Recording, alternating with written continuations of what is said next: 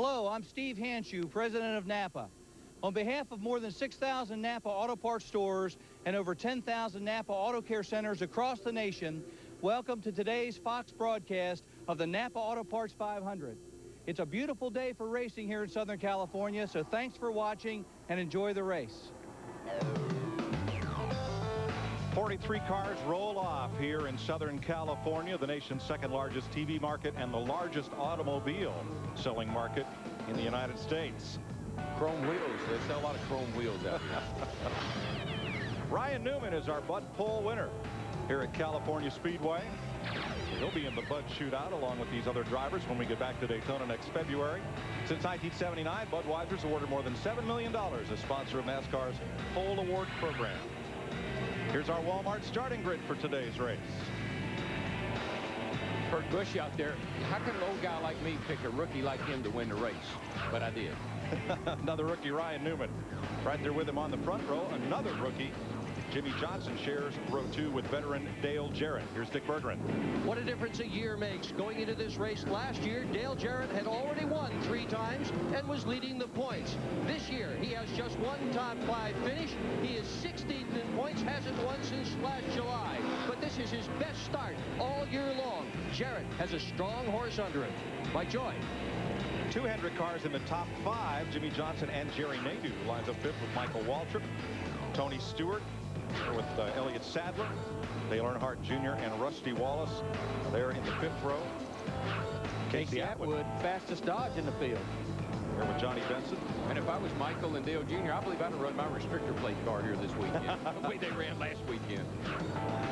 Ricky Craven with Jeff Green. Jeff Gordon, who's had so much success here, back in the 9th row with Steve Park. And at row 10, Kyle Petty and the number 2 point man, Matt Kenseth. Here's Steve Burns. Well, Mike, the motto for Matt Kenseth and that 17 team is don't panic. They qualified 25th at Rockingham and won. Qualified 31st at Texas and won. Today, he starts 20th. Kevin Harvick and Mr. Excitement, Jimmy Spencer in the 11th row. Kenny Schrader, vote pink. And John Andretti back there in row 12. It's subliminal. Pink. Yep. Pink. Sterling Marlin there with Mark Martin, the 98 winner. Matt Yoakum. Mark Martin lost this race back in 1997 on fuel mileage, but he and his team are confident that they can win on fuel mileage today. And how do they know that? Because Jeff Paxton, who's the Winston Cup developmental manager in the engine department, talked to the man in the hat himself, Jack Roush, this morning. They crunched numbers. They feel like Mark can go 52 to 53 laps on a run, which is on the high end, up and down pit road. They feel like today, maybe his 71 race winless streak can come to an end in Southern California. We'll let you take a look down through the starting grid as we get a chance to do something you just can't do in any other sport.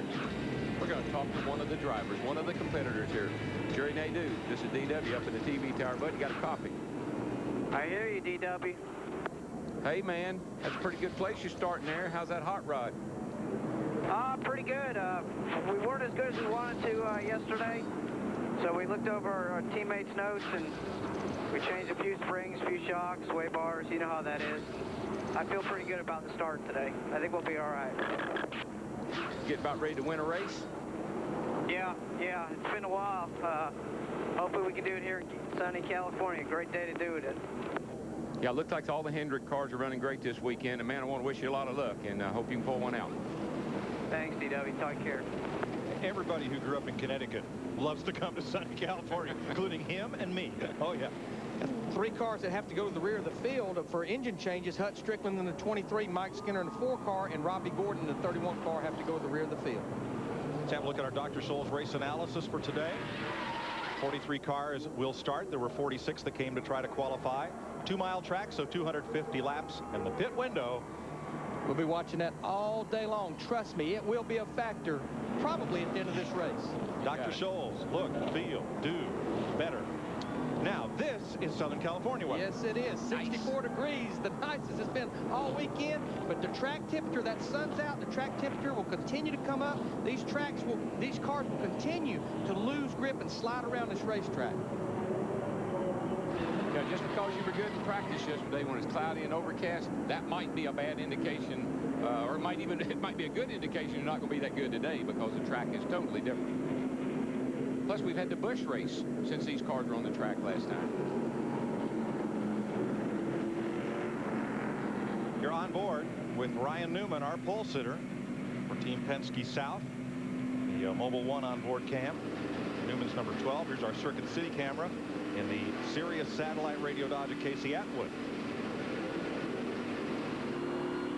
And the Napa Auto Parts cam on board, well, who else but Michael Waltrip, the Napa Auto Parts Chevy. Gas it up today, bud. And we have lots of onboard views for you today. We looked out these windshields going in these corners at 200 miles an hour, over 200 miles an hour. And this is my favorite shot. Overhead. I love an overhead. This tells it all right here. This place is packed. That infield was packed that way on Thursday evening when we arrived here. This track's similar in shape, layout, design to Michigan International Speedway, but as you'll see throughout the day, it races very differently Very from that. different. That's the only thing that's the same as that aerial view. Raw.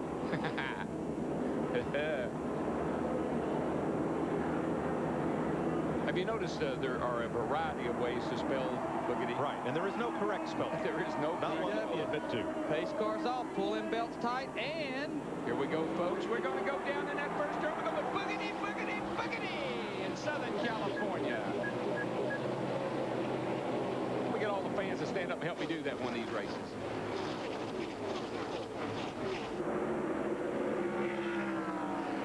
Kurt Busch in the 97 content to fall behind Ryan Newman as they run through the bottom of 1 and 2 down that long back straightaway.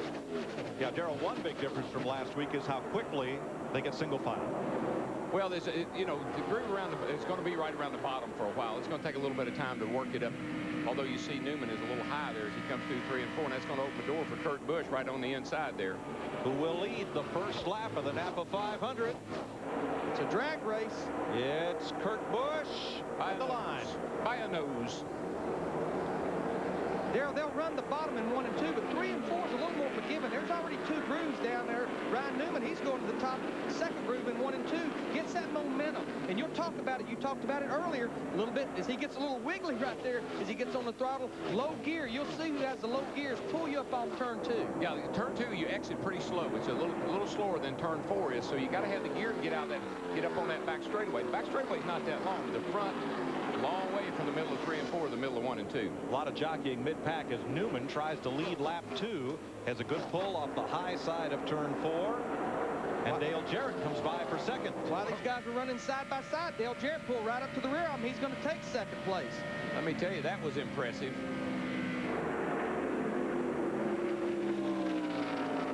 We've seen Dale Jarrett have a good car several times this year, but boy, he just hadn't been able to get it to victory circle.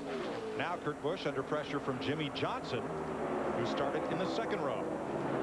The 48 is Johnson. There's another rookie that's just poised to win a race somewhere. And that car, it's already been to victory lane. That's the car that Jeff Gordon won Michigan and Indianapolis with last year. I've been so impressed with the job that whole team, the 48 team, is doing. Chad Knaus, Jimmy Johnson, the driver, that's a great effort. The one of Steve Park has dropped back to 26th. He started 18th. Well, when you're in traffic like he is right now, if the car's a little loose, and that's probably what a lot of guys are going to fight for a while, you can't stand to have somebody right up behind you.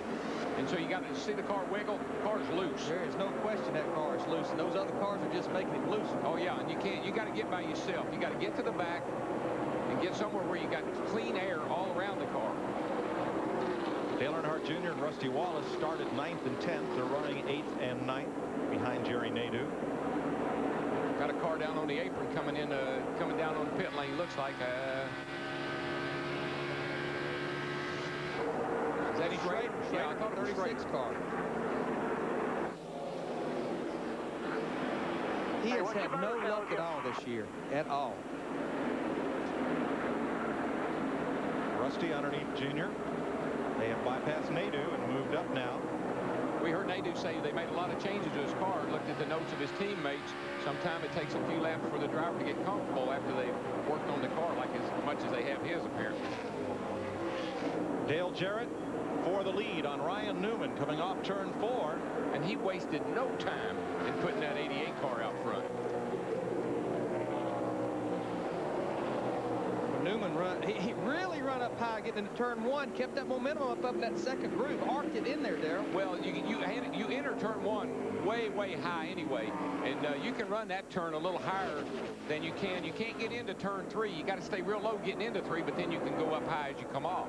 So, like I say, this track gives you a lot of options, a lot of room to work. Let's get an update on our pole sitter, Ryan Newman, from Matt Yoakum. Well, Mike, in the final practice session, Ryan Newman's car was loose up off the corner. His car was extremely fast over the first 5 to 10 laps of a run, but then the looseness really started to go to the extremes. They've made a number of changes before today's race. Now we're going to have to wait and see if those changes have cured that problem. Maybe once it's a fast car on the long run. To Dick Berger. Well, Kenny Schrader is in the process of pulling his race car behind the wall. He said that the car has got a bad vibration. It is deep in the engine. Tough break for Kenny Schrader. That's not usually a fixable problem. And Mike, what you find here, Larry knows this, is trying to make the car turn here in the middle of the corner. You carry so much speed entering the turn that the car doesn't want to cut through the center of the corner. So you keep freeing it up, trying to get it to go through the center, roll through the center. When you do that, sometimes you hurt it up off the corner. It won't get any forward bite. And as a driver, all you can do during a run, we can make adjustments on that car, is control the entrance, getting down in the corner. Don't overdrive the entrance where it won't turn in the middle of the corner. Take advantage of what you got and whine about what you don't have. We'll fix it when we can. One car has caught that front 4, and it is Tony Stewart in 5th place.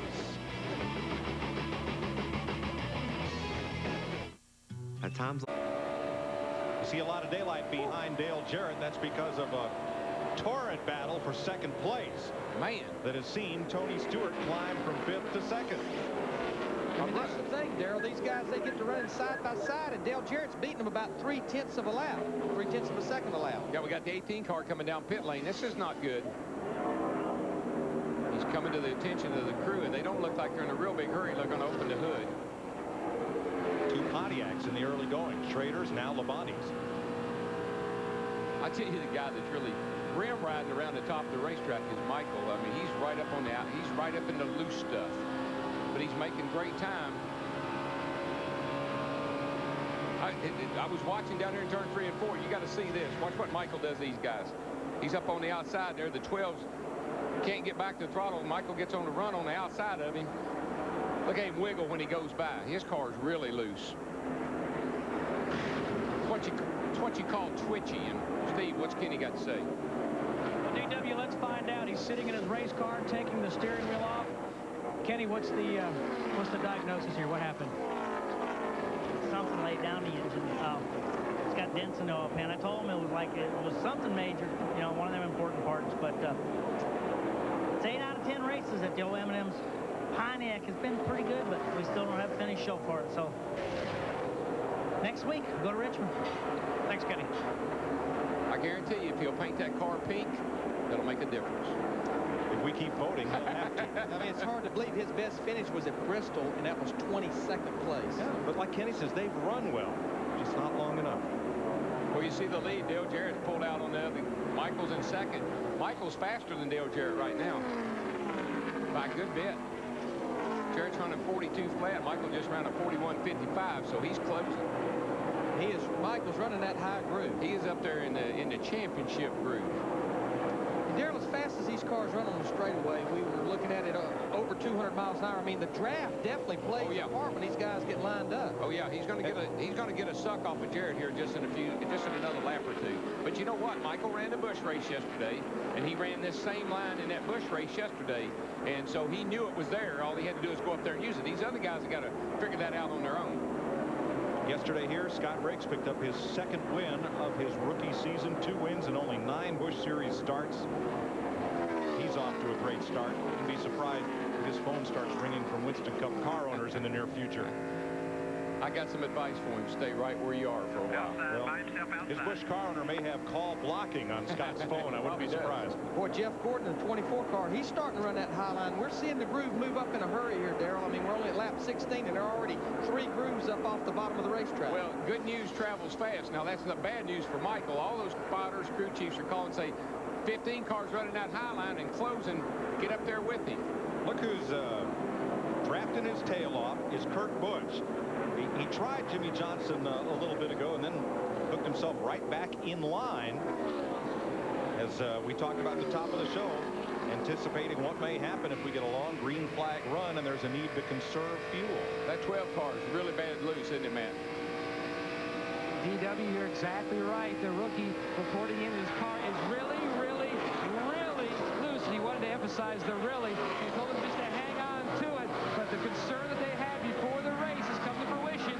Once this car gets past the 10 to 12 lap point, it is very loose. Now, watch his hands. You see how delicately he's turning on that steering. He can't crank it left.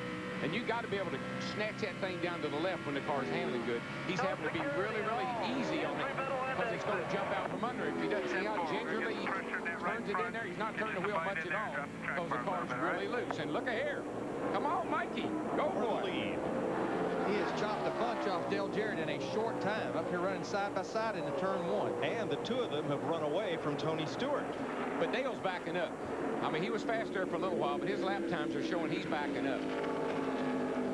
That's not unusual, Mike, because you start this race like he did, and you get out there, oh, trouble right here. Got a car around backwards, turn 4, it's Shauna Robinson. Just lost it all by herself. Caution is out. But on Dale Jarrett, it just looks to me like his car was really fast on new tires, but these guys need to watch coming off the corner here. That car's on fire. Now that's, I believe that's just unburnt fuel down in the exhaust system. Yep. It'll snuff out when she fires the car, and it does. And that unsponsored machine heads back to pit road for some serious repair. Now, Bobby Labonte has been on pit road now for 11 laps. Steve? Mike, problem was Bobby Labonte felt the water pump belt come off, and it got wrapped up in other engine components. He was afraid he was going to damage the engine. They brought the car in, had the hood up, and they replaced the belts. Bobby Labonte is back on the racetrack. These cars have a V-belt on them, just a lot like your passenger car. And that belt right there, the cog belt, that's the oil pump belt. The rest of these belts are the water pump belt, the alternator belt, power steering pump belt. Two ways that could have happened. One, he could over-rev the engine, because if you over-rev the engine, those belts will jump. They'll turn around backwards, much like you've seen on your passenger car. The other thing is a piece of trash could have gotten up in there and knocked one of them off. And the only one that's detrimental coming off is that oil pump belt. When it comes off, the oil pump's not turning, you're not getting oil pressure. Now, Darrell, we're 19 laps. I may bring in here and put 2 tires on and some fuel. I may do 4, but if my car's driving pretty good, I may give you 2, try to keep that track position. Please give me 4 tires want right 4 now. tires. And just the air pressure. I don't have enough grip. Here's what put us under the first caution of the day. Watch the white car. Just all by herself. I was looking right at it, just spun the car around coming off the corner there.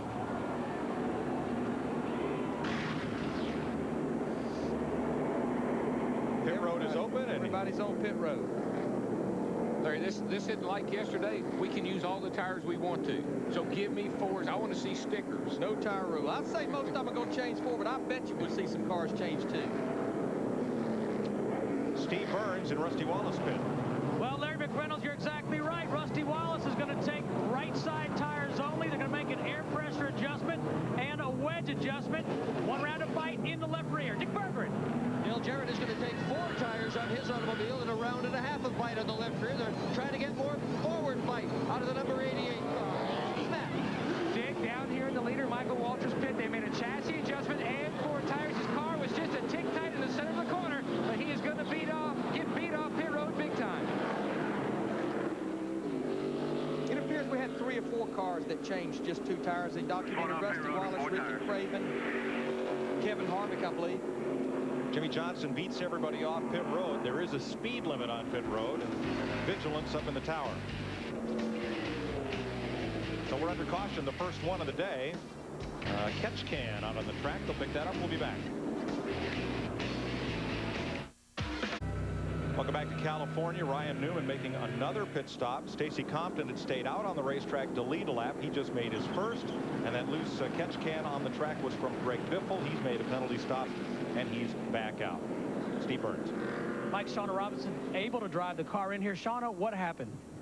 Well, I guess after you run about 10 laps and so much heat's in the tires, and we just had absolutely no grip whatsoever. And, you know, the first few laps, it's like, feels good, feel like I can run. And then it's just like the car's up on top of the racetrack. And you can see out there, not a lot of people had grip, but it just to the point where I couldn't get through the corner. And it's pretty bad to be out there by yourself when it happened, but no grip whatsoever. And it's unfortunate because we're struggling, and BAM is giving me the chance to drive a race car, and it's a really good opportunity, but we're not having good results at this point, so we'll just keep trying, and the team's got a lot of potential. It's just we're having some bad luck. Thanks, Sean. Thank you. Getting set for the restart after 22 laps. And for all of those of you who spent all your Christmas cash on that new, or some of it, on that new surround sound system, we're going to give you a chance to exercise it right about here.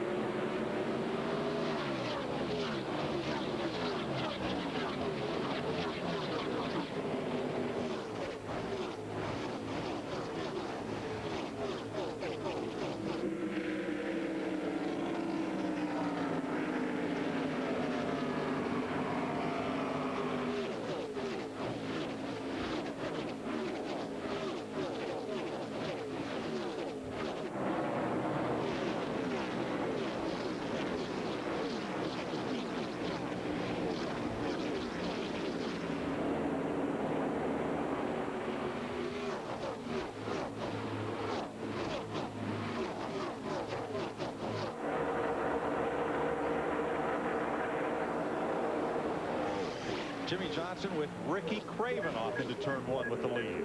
It just, again, to document the top three, Jimmy Johnson, Ricky Craven, and Rusty Wallace all changed 2 tires. That's how they made it to the front of the field through that sequence of pit stops. I don't know what they've done to TIDE. That's a little bit different paint job than I'm accustomed to seeing, but I kind of like it. It looks like it might be fast. Got something new on that bad boy. Got some blue on it. All right, Tony Stewart in 4th place. Back there behind Rusty Wallace, first of the cars that took on 4 tires. Matt Yoakum. Well, currently, Tony Stewart, like you mentioned, Mike running 4th, matching his best career finish here at California. He said the car was a little snug on entry through the center of the corner, but when he was moving the gas, the car would start to go loose. So they made a wedge adjustment half around in the left rear. 4 tires, no air pressure adjustments. And that caution, Larry, as you well, that came at a perfect time. We'd run about 20 laps. Guys can adjust their cars based on what the track conditions are today. So it's a great opportunity to get in there and work on it. Especially with these track conditions being different. Dick Berger, what's going on with Kurt Busch? Well, he had been running in 5th spot when that caution flag came out, Larry. Took on 4 tires, adjusted the car, 1 pound added to the right front to try and tighten it up a little bit. He came out in 10th spot. Car running pretty well. To Steve Burns. Well, Dick, our points leader Sterling Marlin only has 1 top 10 finish here in 5 races at California, so the team came out here and tested, but crew chief Lee McCall said they've been fighting a tight condition all weekend. So on the last stop, they took a pound out of the right front, took 4 tires, and went down 2 rounds on the track bar. New paint job for Sterling. He'll have that for a few races this year. And, you know, Mike, you and I this morning talked to the team manager, Andy Grace, for Sterling Marlin and Jimmy Spencer, and they said based on the weather change, they really looked at what Jimmy Spencer ran in the Busch race yesterday and took a lot of information from that car. Because that was the last event run on the track yesterday before the IROC race and was running kind of warmer temperatures. Well, Darrell, you said you wanted 4 tires on that caution flag, and Tony Stewart is showing us why. Yeah, well, I think guys that took 2, they won't do that again for a while. That's a move for later on in the race. That's a move for when you're trying to keep out in front of the traffic or whatever. But right now you put 4 on and adjust the car, get the car good, get the car better, then give me 2. And I'm always, you know, Larry and I are never going to agree about that. That's one thing that you argue about all day long, you and the crew chief. That's okay. There's the interval. Tony Stewart to our leader, Jimmy Johnson. Actually, he's losing a little bit of ground, at least through 3 and 4 he did. Even down the front straightaway. Jimmy got a good run off turn 4. It's over a second. Gained about 2/10 right there in 3 and 4. They stretched it out. Now, Rusty, he took 2 tires, and his car looks pretty good on 2 tires. He's battling Craven. It's now for 3rd place. And you know, a lot of times, Darrell, when you put 2 right side tires on with the left side that's been on the car, it takes a couple laps because the air pressure's way down on the new right sides and the left side's already that the air pressure's already grown from what you've been running the first 20 laps. So they got to match up. They got to kind of equalize themselves. The only thing that bothers me, and I hear these guys say it, and it makes me kind of worry, they keep wanting to let air out of that right front tire. I mean, that'll make the thing cut. That'll make it feel really good. But, Larry, you know that's going to be hard on that tire, and you can have a problem. The right front tire takes the most load here. Again, we keep talking about entering these corners at over 200 miles an hour. Third place side by side, still Craven, Wallace, Kurt Busch, and Michael Waltrip in tow.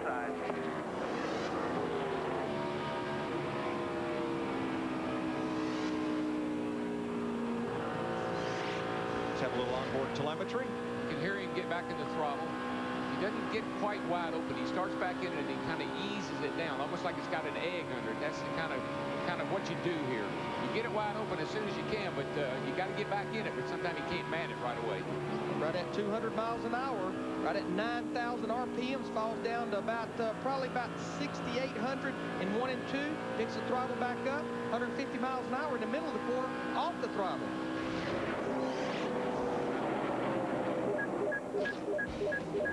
30 laps of 250 complete here in sunny Southern California.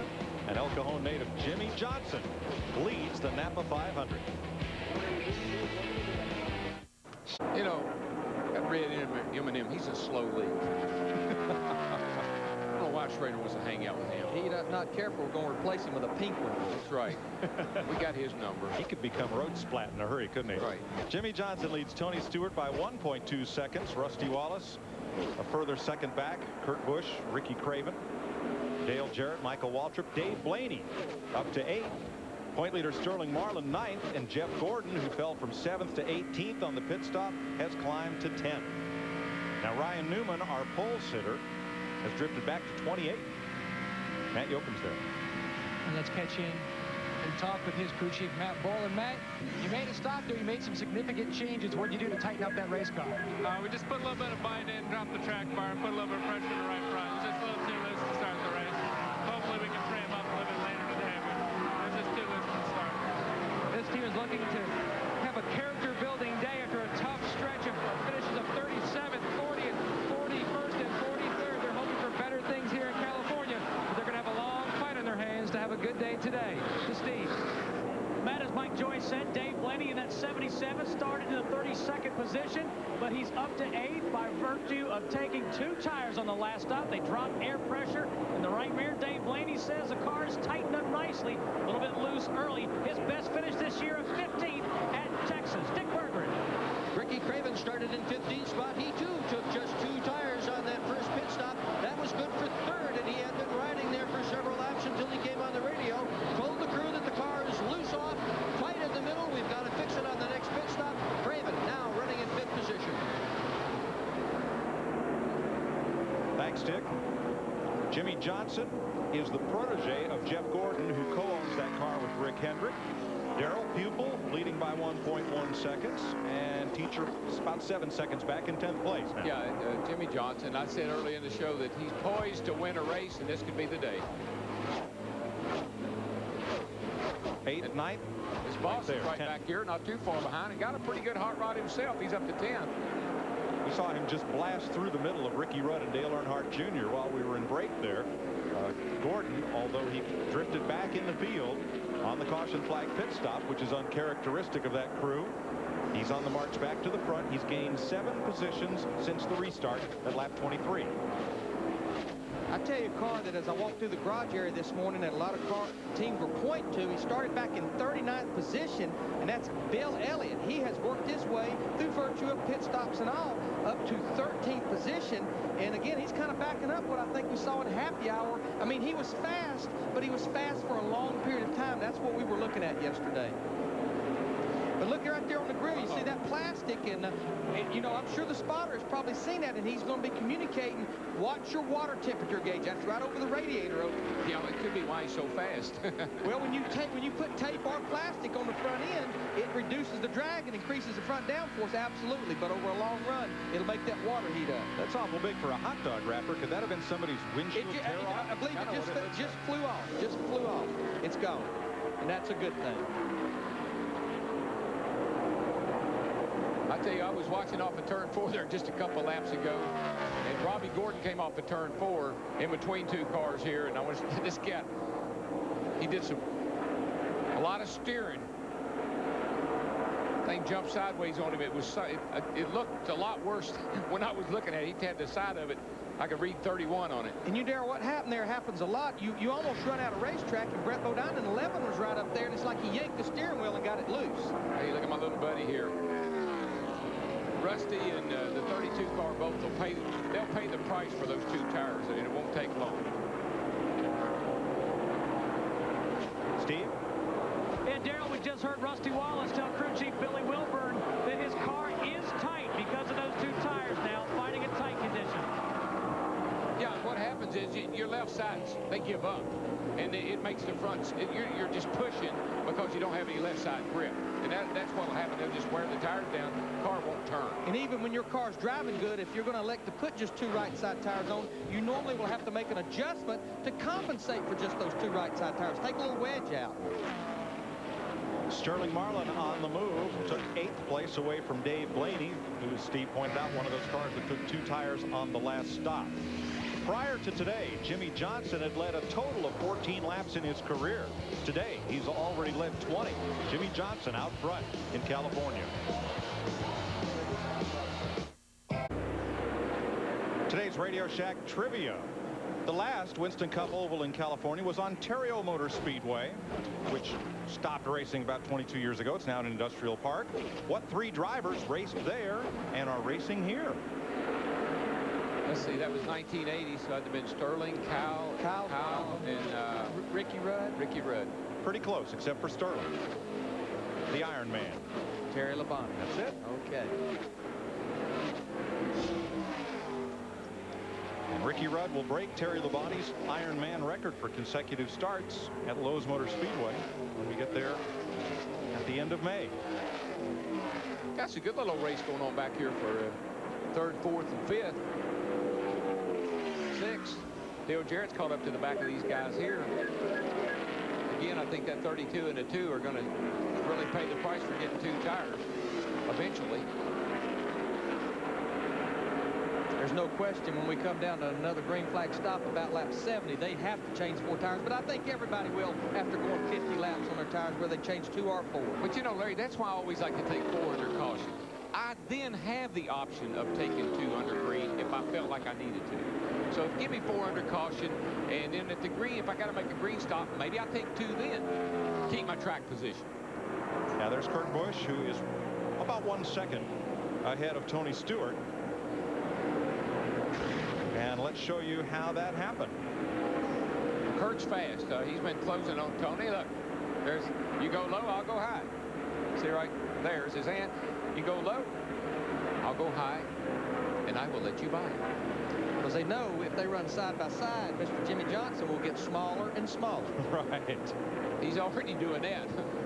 I mean, 2.2 seconds. Checking out on these guys pretty fast. But he and Kurt Busch are running similar lap speeds.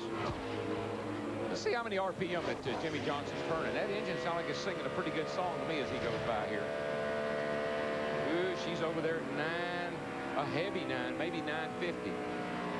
That's out there by yourself. Now, if he was behind somebody, we'd see 9,200 because you get a little help down through there draft-wise. Now, he won't turn that much up the back. Probably see about 8,800 up the back. Because the back stretch is 600 feet shorter than the front stretch. What do you know about all this, Matt? Well, I'll tell you what, DW, he certainly doesn't need any more motivation to win what he would consider his home track. He came on the radio a few laps ago and said that his car is still loose, and Chad says, is it tighter anywhere? He goes, no, it is loose everywhere. They are planning on pitting for 4 tires in about another 15 to 16 laps. Now here's the battle 3rd on back. Rusty Wallace, Tony Stewart, Dale Jarrett, Ricky Craven. Now, I used to call in and tell Hammond I'm loose, and he'd say, well, you might be, but you're leading the race. So leave it alone, in other words. But you also have to know what those guys are thinking, Darrell. You know the nature of this place. The more rubber down, the more the track temperature comes up, the track gets tighter and tighter. You're so afraid to tighten it up that you'll jump that fence, and now you'll be from a little loose to pushing. Here's what's going to happen. It happens all the time. You'll run high here for a while because you don't have your car like you want. But as soon as you get this car like you want a tire pressure wedge track bar, you'll be right down on the bottom. The guy that wins this race will run around the bottom of the racetrack when the day is over. Right now, you can run anywhere. That's what I like about this joint. Find a place where your car will handle pretty good. Ride there for a while until we can make it better for you. 6 different leaders in the first 51 laps. There's 2 seconds. Jimmy Johnson to Kurt Busch, and 3 seconds back to Rusty Wallace from Busch.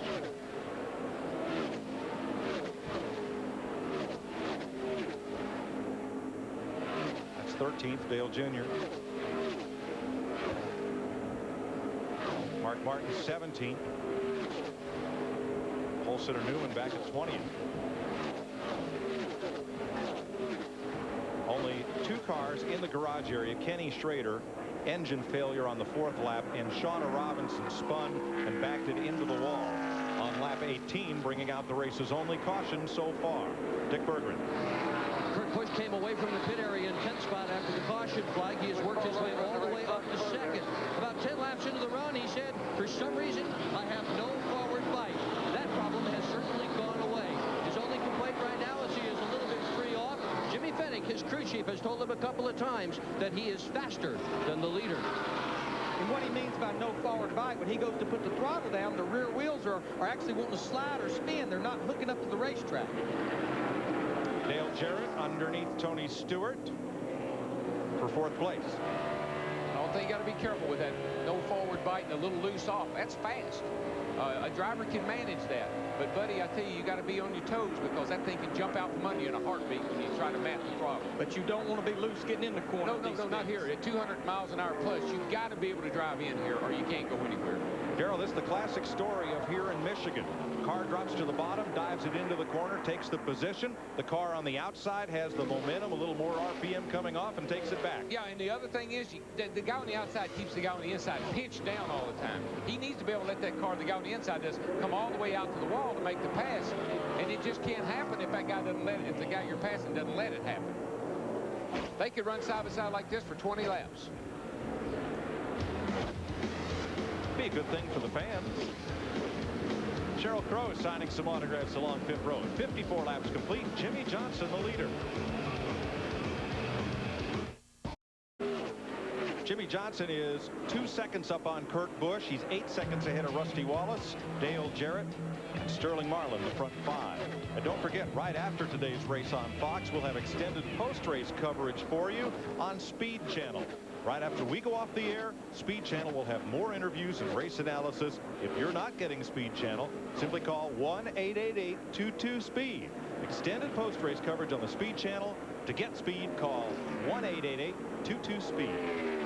Well, I tell you, that car right there, 48 car, and the 97, they have run off and left everybody else. They're in a league all their own right now. They're running in the high 41s, low 42s. Everybody else is up in the mid 42s.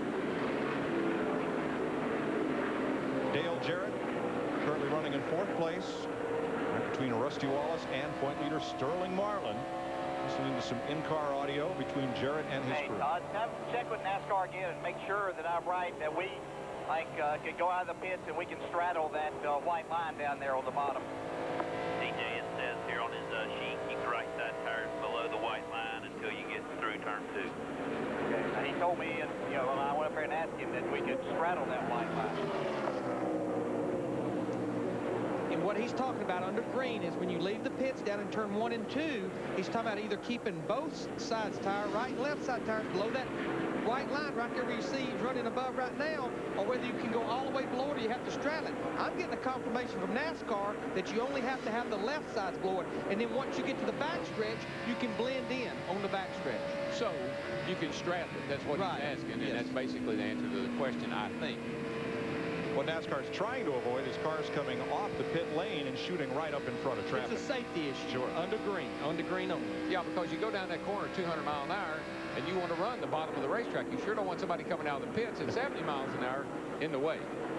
Rick Mast making an unscheduled pit stop, and Judy Donlevy recovering from an auto accident here earlier in the week. The 16 car was in and out too, Mike. And good to hear that Junie's at the track and that he's okay after getting T-boned, he and Jason Nedleski, at 60 to 70 miles an hour. Car shooting out of a side street, but Junie banged up, but here at the track and okay.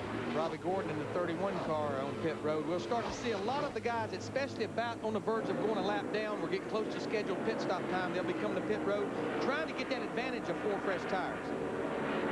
Now this is Gordon's home track as well. He's from Orange, California, where he still has a house, where his dad, still in the garage out back, maintains their off-road racers. Trouble at turn 2. 21 car looks like he went around over there. We stay green. Got a left rear. It's got a left rear tire down right there. Jeff Hammond. Gentlemen, what I've been watching right now is the 21 car started 7th today, and for some reason, listening to some of the conversation, his car has been extremely loose. Also, we can see he's got a flat left rear tire. He must have gone around trying to stay in front of the leaders, even though he's getting close to time to pit. I'm sure that was one of the concerns. He was just about ready to be lapped. Well, Jeff, I mean, the sun's out today. It's much hotter. There's a lot less grip out there. The cars are automatically going to be loose. Here's what happened to Elliott Sadler. I think his left rear was down, and he just chased it up the racetrack. Did a great job keeping it out of the fence, actually. We stay under green. Only one caution so far. That for Shauna Robinson's crash at lap 18. Elliott Sadler made it to pit road, so we stay green, no problem. And Larry, again, you know, if the track is overcast like it was yesterday and it's cool, you're going to have front grip. But when the track gets hot like this in sunshine, you're going to lose the back end. That's going to be the first thing that goes.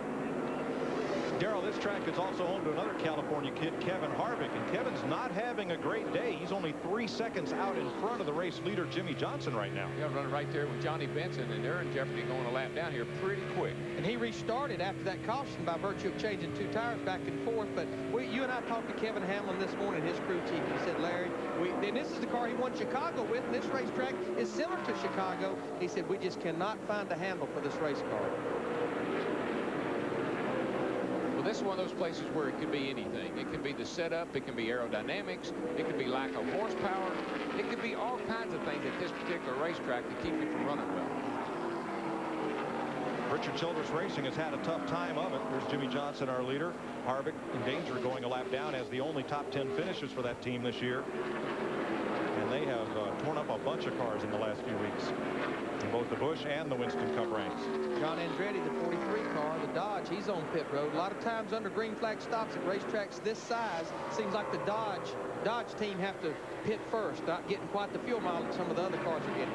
Here comes our leader, Jimmy Johnson, 48 car, pit road, 55 miles an hour, starting right there. And he's got a long way to go until he gets to his pit box. Kevin Harvick comes in with him.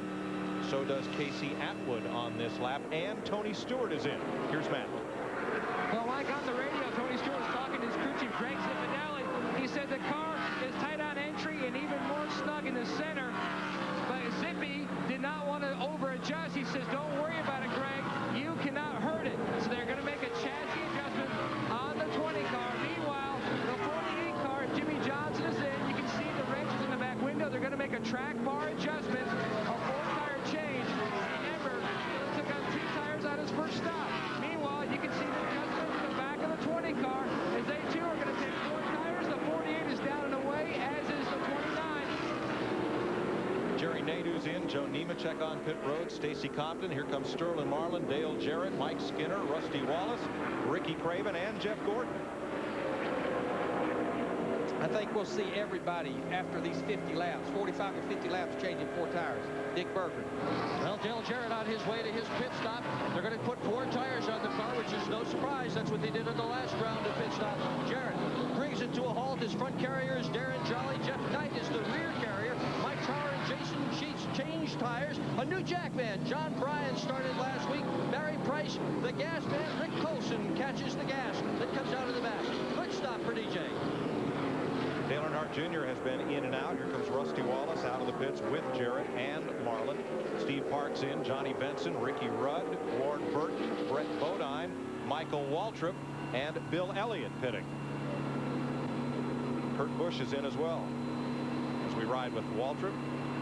Excuse me, it's not Kurt Busch. a long way down that pit road at 55 miles an hour. You've been out there running almost 200 miles an hour. I always like to talk about encouraging the driver. And one of the things that's encouraging to that driver is when he comes back out on the racetrack and he's ahead of people that he was racing with. That gives him a lot of encouragement. Matt. Chad Walter already made a track bar adjustment on Mikey's car, Darrell. He says the car was very tight, but the car, he said, was even tighter in dirty air, turbulent air from other cars. And he's jamming away. Kyle Petty, Hunt Strickland, Jeff Green, Terry Labonte, Jeff Burton pitting, along with Steve Grissom, Dave Blaney, and Mark Martin.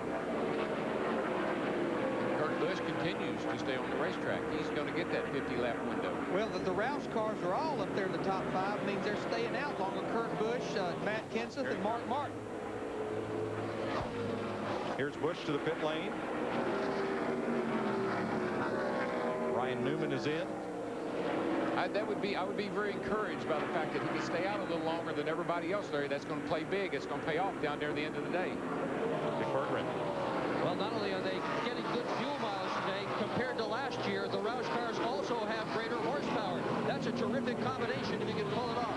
Kurt Busch pits out of the lead. They're going to take 4 tires. They got some good ones over the wall. Kevin Gilman changes the front tires, the rear tires. He's got 8 years of experience at it. Andy Thurman changes front tires. He's a 5-year veteran of these wars. Kurt Busch, nice stop. Matt Kenseth, the number 2 point man. There's his yellow Ford on pit road at lap 70. And you know something, Mike, Larry, I don't believe we made enough out of Mark Martin, in my opinion, sacrificed his crew chief and his team for Kurt Busch. And I know we haven't said a lot about that, and I'm sure Mark wouldn't either. But look what the result is. And that's the kind of guy that I think Mark Martin is. He's a team player. He knew that Kurt needed a crew chief like Jimmy Finney to work with a young driver. Mark sacrificed, I think. Bobby Labonte slow in the back straightaway and now down on the track apron, headed for pit road at 70 laps. 75 laps complete, almost 1/3 distance. Kurt Busch has passed Jimmy Johnson for the lead in the Napa Auto Parts 500. Something we always like to look at on the green flag stops. It's about a pit stop, but it's about those 2 laps. That's what this is, lap. That's 2 laps. That's 2 laps including the pit stop. Tony Stewart and Sterling Marlin, their group, doing their job on pit road. But look right here at Tony Stewart, same as Kurt Busch. And that's where that was. It was on their entrance, getting to pit road before that 55 miles an hour. And they let Kurt Busch close in on Jimmy Johnson almost 2 seconds. Difference of 4 seconds there in the 2 laps alone. Oh, yeah. It's a race to get stopped down to 55. It's another race to get started back up to 55. And to do that the quickest, as you can see, it pays off. I think Stewart's been watching Michael Schumacher, who's the world's best at getting on the pit road. I love to watch him. His in and outs are great. Our Subway race summary at 76 laps, 9 changes among 6 different leaders. Under green, we've been averaging 180 miles an hour, 31 cars on the lead lap, and just the 1 caution for Shauna Robinson's single car accident at lap 18. And if you watch Michael Schumacher, this morning he won again. I think they were in the Spanish Grand Prix, maybe. I'm not sure where it was, but anyway, he won. Kurt Busch passing by Mike Skinner, one of the 3 cars that made an engine change since yesterday afternoon. Had to start at the back. Only 2 cars in the garage. Robinson, as we mentioned, and Ken Schrader, who lost an engine at lap 4. Darrell, it's a continuing thread this season. Youth versus experience. Our leader's 23 years old. Our runner-up, Jimmy Johnson, there is 26 years old. Then comes 45-year-old Rusty Wallace, 44-year-old Sterling Marlin, 45-year-old Dale Jarrett. 2 kids, 3 veterans in the top 5. And those old guys are saying, well, I don't mean old guys. I shouldn't say it that way. The older fellas out there, they're saying, I wish some young boys would slow down a little bit. They're making hard on us. You know, this race right now, we see this about year in and year out here, where it gets to this point of the race and they kind of get strung out and we kind of have a green flag run. But what Jeff Hammond, what I really had to do under this last run, it was our first long run. I really had to interrogate my driver, what that car did. But I think we'll see everybody under these green flag stops change 4 tires. But right now, we're not in a fuel mileage strategy. You'd have to run 61 laps 3 times, and I don't think anybody can do that. You're right, Larry, but one thing I did notice, and Darrell kind of touched on this, is the guys who came in closer to lap, 69, 70, 71, have put themselves in a unique position, because if they can go 50 to 51 laps on the next couple runs, their last stop could be 2 tires and 1 can of gas, and you could easily pick up about 6 seconds on the rest of the field if they have to stay there to get more gas in their cars and go for that second can. And the way that the field is now spread out, I mean, we got a few cars racing each other, but basically for 500 miles here, there's times in this race when you run your own race. You're racing the clock, basically. Crew's telling you how fast you're going, and you want to conserve some engine-wise and fuel-wise. And they'll watch the leader, especially those spotters on top of this grandstand. They'll be clocking that leader and watching what line he's running and maybe relaying that to the driver. Look, the leader's running high in 1 and 2, low in 3 and 4. Let's see. You move your car around and let's see if it makes a difference. Here you can see the spotters on top of the grandstands looking down. Why is it your coach driver and Ricky Craven's spotter always stands closest to our camera? I think he pays the cameraman before the race. Steve Burns. Well, Mike Rusty Wallace came in, took 4 tires this time. He'd been fighting a tight condition. They raised the track bar a quarter turn and even the air pressures on the right side. Nick Burton. Well, Jeff Gordon started this race in 17th position. This is a race that he has won on 2 separate occasions. Right now, he is running in 10th spot and dropping back with almost every lap. The car goes back and forth between being too tight and too loose. They've got to get it faster if Gordon's going to break that 17-race losing streak. To Matt. Dick, in the final practice session on Saturday, Dale Earnhardt Jr. was fighting a tight race car. They tried to start the day loose, but he's been fighting a tight car today. The first stop, they pulled out a spring rubber. The last stop, a wedge adjustment. Tony Sr., how is your race car now? The car's real tight. Seems like when we get by ourselves, it gets a little better, but if anybody's around, it won't turn at all. We took 2 rounds of bite out of it, laid the track off, pulled the rubber out of the spring, air pressure. We didn't do a whole lot for it, so we'd like to do a lot more of it. Dale Earnhardt Jr. has earned the most points of any other driver over the past 6 races. He's got championship on his mind. He's got the bigger picture on his mind today, knowing he just has to wait until they can pit again to work on this race car. 82 laps complete. Here's your leader, Kurt Busch. He's now 2 seconds out front of Jimmy Johnson. Sterling Marlin a further 5 seconds back in 3rd after this long run of green flag racing. You're watching NASCAR on Fox.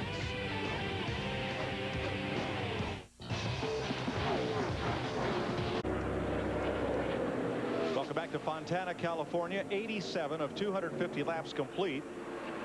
Young Kurt Busch in command of this race now by 4.2 seconds over Jimmy Johnson. And the reason why, Mike, is he is running 41.6 lap times. Everybody behind him's running high 41s up into the 42s. I mean, I think if I was the crew chief right now, and it's hard to do with these kids, I know, but I'd be pulling back on that rein a little bit. I'd be saying, hey, kid, we got a long way to go. He just slapped his teammate Jeff Burton, who is amongst the Coke family of drivers, showing Dale Jarrett in 4th, Tony Stewart in 6th. I always love what Junior Johnson told me. You can slow him down, but you can't speed him up. And that's just the time right now we might want to slow him down just a little bit. You can pull a rope, but you can't push it. There you go. Don't work. Bobby Labonte there spent several laps in the pits with the hood up. Currently in 41st, the last car running 9 laps down. What's up there, Hambo? Well, I'm just wondering, I listen to you guys talking about these drivers and trying to control that situation out there, Darrell. Let's just say that you're the owner, Jack Roush, and you're taking Jack's position today here. How would you tell Kurt Busch at this point in time to run that race car? Well, the only thing I'm saying is be cautious. Be conserve just a little bit. I mean, I'm not worried about him physically. I'm not worried about him mentally, but I'm worried about the race car. And you can't drive these things in the ground. I just think you got it's 500 miles. It's not 400 like Michigan. You got to save a little something. As we would tell him right now, Larry, float it in the corner and just very careful on that right front tire. You got to save the right front tire here, because when that finally does give up that grip, that's where a lot of those guys are going to start hollering, because they're not going to be able to get back to the throttle when the car needs to rotate coming off the corner.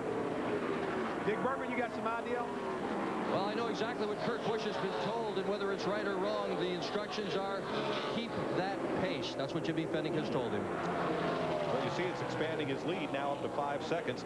He's about to lap past Kyle Petty, and Thursday University, Kyle spoke to high school students here in Fontana to stress the importance of safe driving. The Teen Safety 500. Kyle's the spokesman for that. Here in Southern California, where the car culture is still king, they do have quite a few issues in this area with street racing, especially among teenagers. And Kyle was out there to try to convince those kids to save their racing for the racetrack. You know, talking about Kurt Busch, I think where he really has to be careful, Darrell, is when he's coming to these lap cars. That's where you want to be careful. But talking about that right front tire, as long as that car is not pushing and turning good, you're not as concerned about that right front tire because you're not sliding it. You're not abusing it. If that car ever starts pushing, that's when you tell that driver, take care of that right front tire.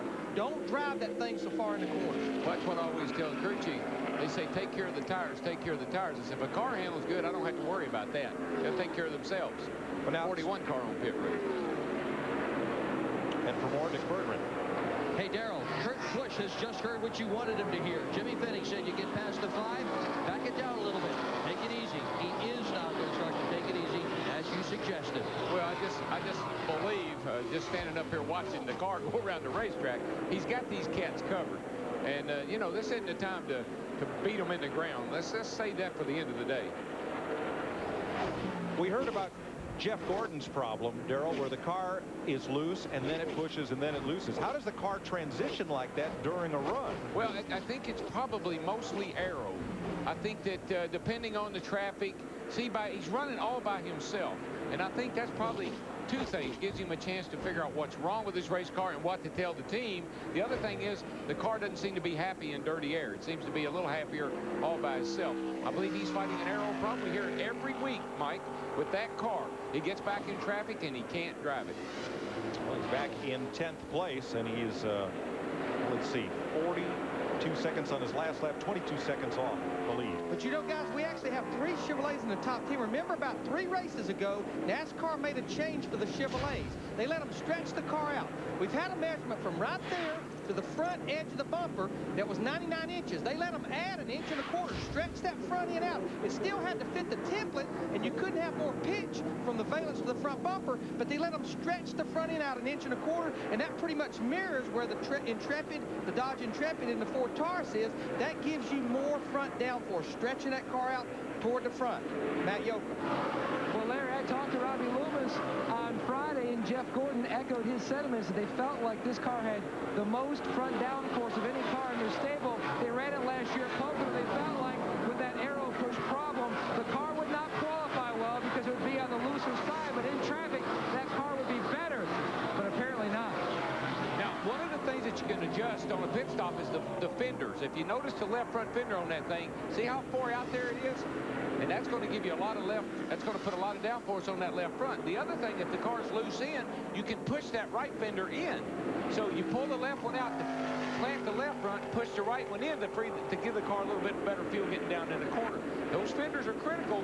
The NASCAR guys watch you, but you can play with them a little bit. But you know, one thing I don't like, Darrell, is making your car turn with all front downforce. If you don't do it with the chassis, you lose that downforce in traffic. But all you can do is pull and push on fenders on pit stops. Well, I think that's one of the things he fights every week. I mean, you think back, it's always not good in traffic. Well, right now, his lap times are mirroring those of our leader, Kurt Busch. DW sign here. 95 laps complete in California. 29 laps complete, 40% distance. Mark Martin just made a stop for 4 tires, and a little bit earlier, Jimmy Spencer came in unscheduled, only 24 laps after he had been. Hey, who lives in a pineapple under the sea?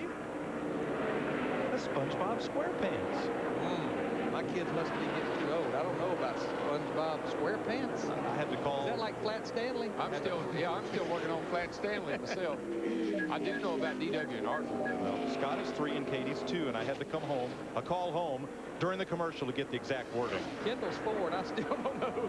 Okay. SpongeBob? I'll get you a tape. Okay. Gotta pay attention. You know about Veggie Tales? Oh, I love Veggie Tales. Yeah, Larry Boy. That's where the Larry Boy comes from. Larry Boy, okay. Yeah. We'll fill you in. Dale Jr. has drifted back a bit here. He's 15.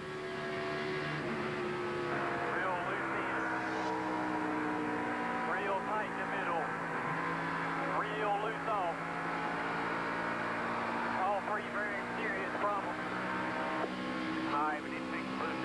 off and go back and fix the tight center. I love that.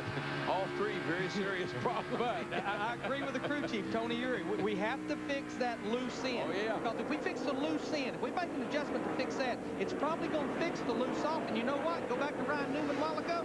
We get it where he can turn that steering wheel, get in the corner. It may fix that push in the middle of the corner.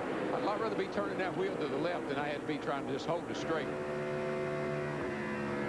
See right there how much they put on him getting in the corner. He just can't drive it in the corner. You know, we're watching from Jeremy Mayfield's car just ahead of Dale Earnhardt Jr. Jeremy, former winner here, he's having a strong day. Currently 15th, just passed by or bypassed the 8 car. Up to 15th. Well, now is when my buddy here and Jeff down in the hotel, they're doing all this strategizing. You see, they're starting to think about gas mileage and pit stops and tires and 2 tires, and they're worrying me to death, wanting to know how the car is. Well, I do need to know what the car's doing, because in about 8 to 10 laps, we're going to be back on pit road about lap 110 to 115, but there's no question I'm going to put 4 tires on you. I don't want you to have to run another 45 laps on those same lefts. No. Oh, and Junior runs right up to Ryan Newman. Just so you don't think there was anything loose inside that car, Larry, describe what that is. It's part of the roof flap system that was hanging there on that in-car shot. It's not something that's broken or loose. Yeah, there's a cable, and if the roof flaps deploy, it will only let them go at about 90 degrees. It keeps them from going all the way open and fly open all the way. Ryan Newman, our pole sitter. He's in 17th right now. Here comes Kurt Busch on Casey Atwood. Casey just moves down to the inside, gives him plenty of room to go by. Smart thing to do. I mean, if the guy's caught you and lapping you, no need trying to hold him up or racing. Stacy Compton on pit road, and Greg Biffle making his first Winston Cup start in Roush Ford, coming to pit lane as well. So we begin the next round of green flag pit stops. 104 laps complete. Kurt Busch out in front of Jimmy Johnson Chevrolet now by nearly 7 seconds.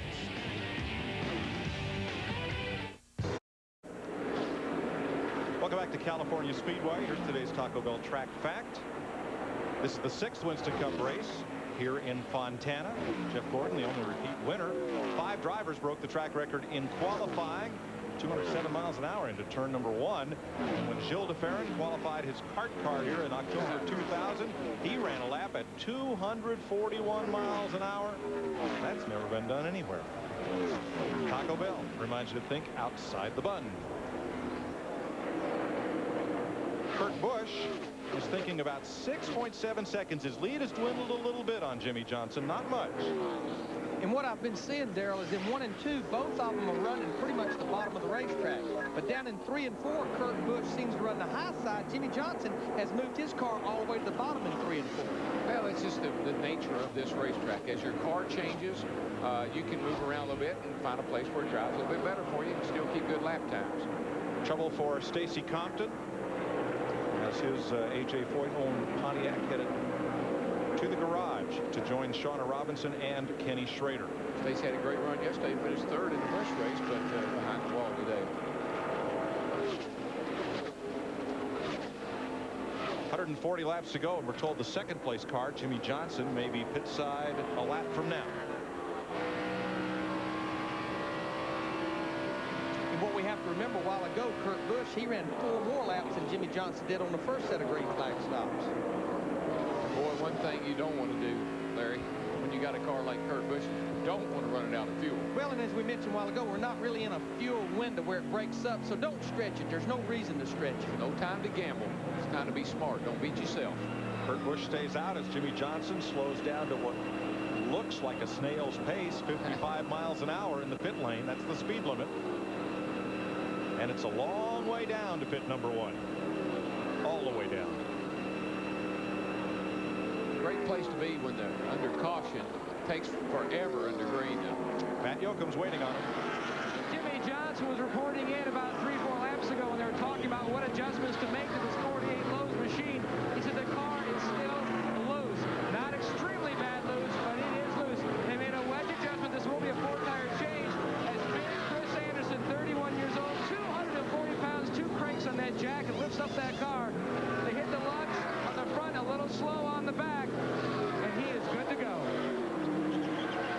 screen. Dale Earnhardt Jr. fighting to keep from going a lap down. Not successful. Kurt Busch puts him a lap down. Stop's really going to cost Jimmy Johnson right there. A lot of trouble in the left rear. You almost figure that's about 5 or 6 seconds slow. And he didn't need that right now. Absolutely not. Kevin Harvick in the pit lane and Steve Grissom. Dale Earnhardt Jr., he went a lap down a lap ago. He decided to come to pit road, try to make that car better. Isn't that pretty typical in a long green flag run? Stay out, stay out, stay out. But if you lose a lap, get in here. As soon as you go a lap down, pit. I mean, that's kind of good strategy. Dale Jarrett on pit road, along with Steve Park and Tony Stewart.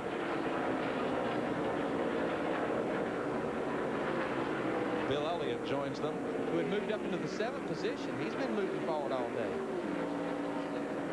Yeah, you were right about him, Larry. He's got a pretty good-looking hot rod there. John Andretti in the 43 car on pit road. All these routine stops, 4 tires and adjustment. Dick Bergman.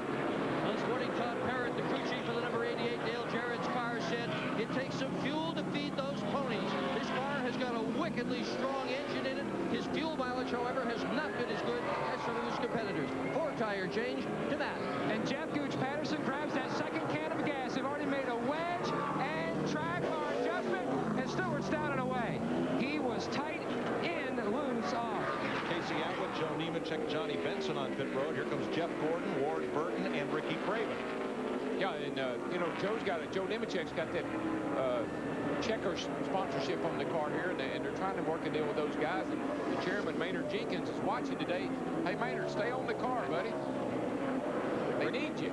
Ricky Rudd's in as well, along with Jeff Green. Green flag stops. Dick Bergman. Now Jeff Gordon is desperately trying to win one of these things. It just seems as if it's been forever, an eternity, since last September when he won a Winston Cup race. Car today has not been to his liking, just hasn't run as fast as it needs to. Nothing spectacularly wrong, just not as fast as Kurt Busch and some of the others. It's going to be a 4-tire stop for Gordon, and he's done. Points leader Sterling Marlin is in. No adjustments on the previous stop. This time, they make a track bar adjustment. A tire gets loose for a second. 4 tires for Sterling Marlin's Dodge. Only 1 top 10 finish here in California. 5 starts, and his service is finished. Jerry Nadeau, Rusty Wallace, Matt Kenseth, Brett Bodine, Terry Labonte on pit road.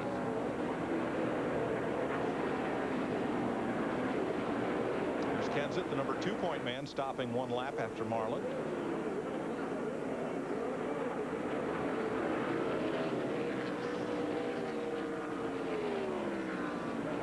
Michael Waltrip, the 15 car, he's in along with Hunt Strickland. Kurt Busch continuing the circle, which he ran about as far as anybody earlier, and what he would want right here is a caution flag. And here's Michael Waltrip in. I'm a little surprised, Larry. We were led to believe this morning in the garage area that Busch wasn't getting that good gas mileage. Jimmy Finney, his crew chief. Excuse me. We were not really getting that good of mileage, but let's see what Matt Yoakum has to say about your brother Michael. Well, Michael comes to a stop. He was extremely tight earlier in the race, but Slugger Labby, his crew chief, tells me the car is not as bad on the tight side now. They did make a wedge adjustment, 4-tire change. Also, they're going to make an air pressure adjustment on the 15 car, Mikey, and he is good to go. 14.7 seconds. Hunt Strickland, Dave Blaney, Kyle Petty, Jeff Burton in the pit lane. I should say, Larry, we were misled this morning. Yeah, well, here's what I can't figure out. I don't believe crew chiefs know how to figure gas mileage. Because you asked them at the end of the race, are they going to make it? I don't know. And you asked them before the race, oh, we're not getting very good gas mileage. You know, the I don't know covers us. That's what I thought. It's like being a weatherman. But Kurt Busch, the leader, 97, he's on pit road here at lap 117. Dick Bergman. 4,200 RPM as Kurt Busch comes on down to the attention of his crew. He won a truck race here back in year 2000. Incredibly, as well as he is running today, this is only his second Winston Cup start at this speedway. Busch having things go exactly his way. He's got a fast race car that's getting excellent fuel mileage. The crew so far has been flawless. They've done their job. Oh, they push out of here.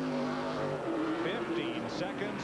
Wow. And if you watch a pit stop, and we got the timer on, if you can do right sides in about 7 seconds, you're going to have a great pit stop.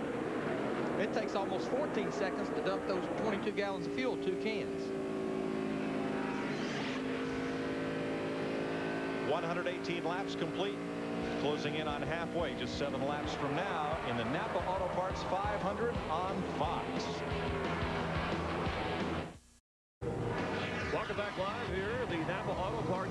200 in Fontana, California.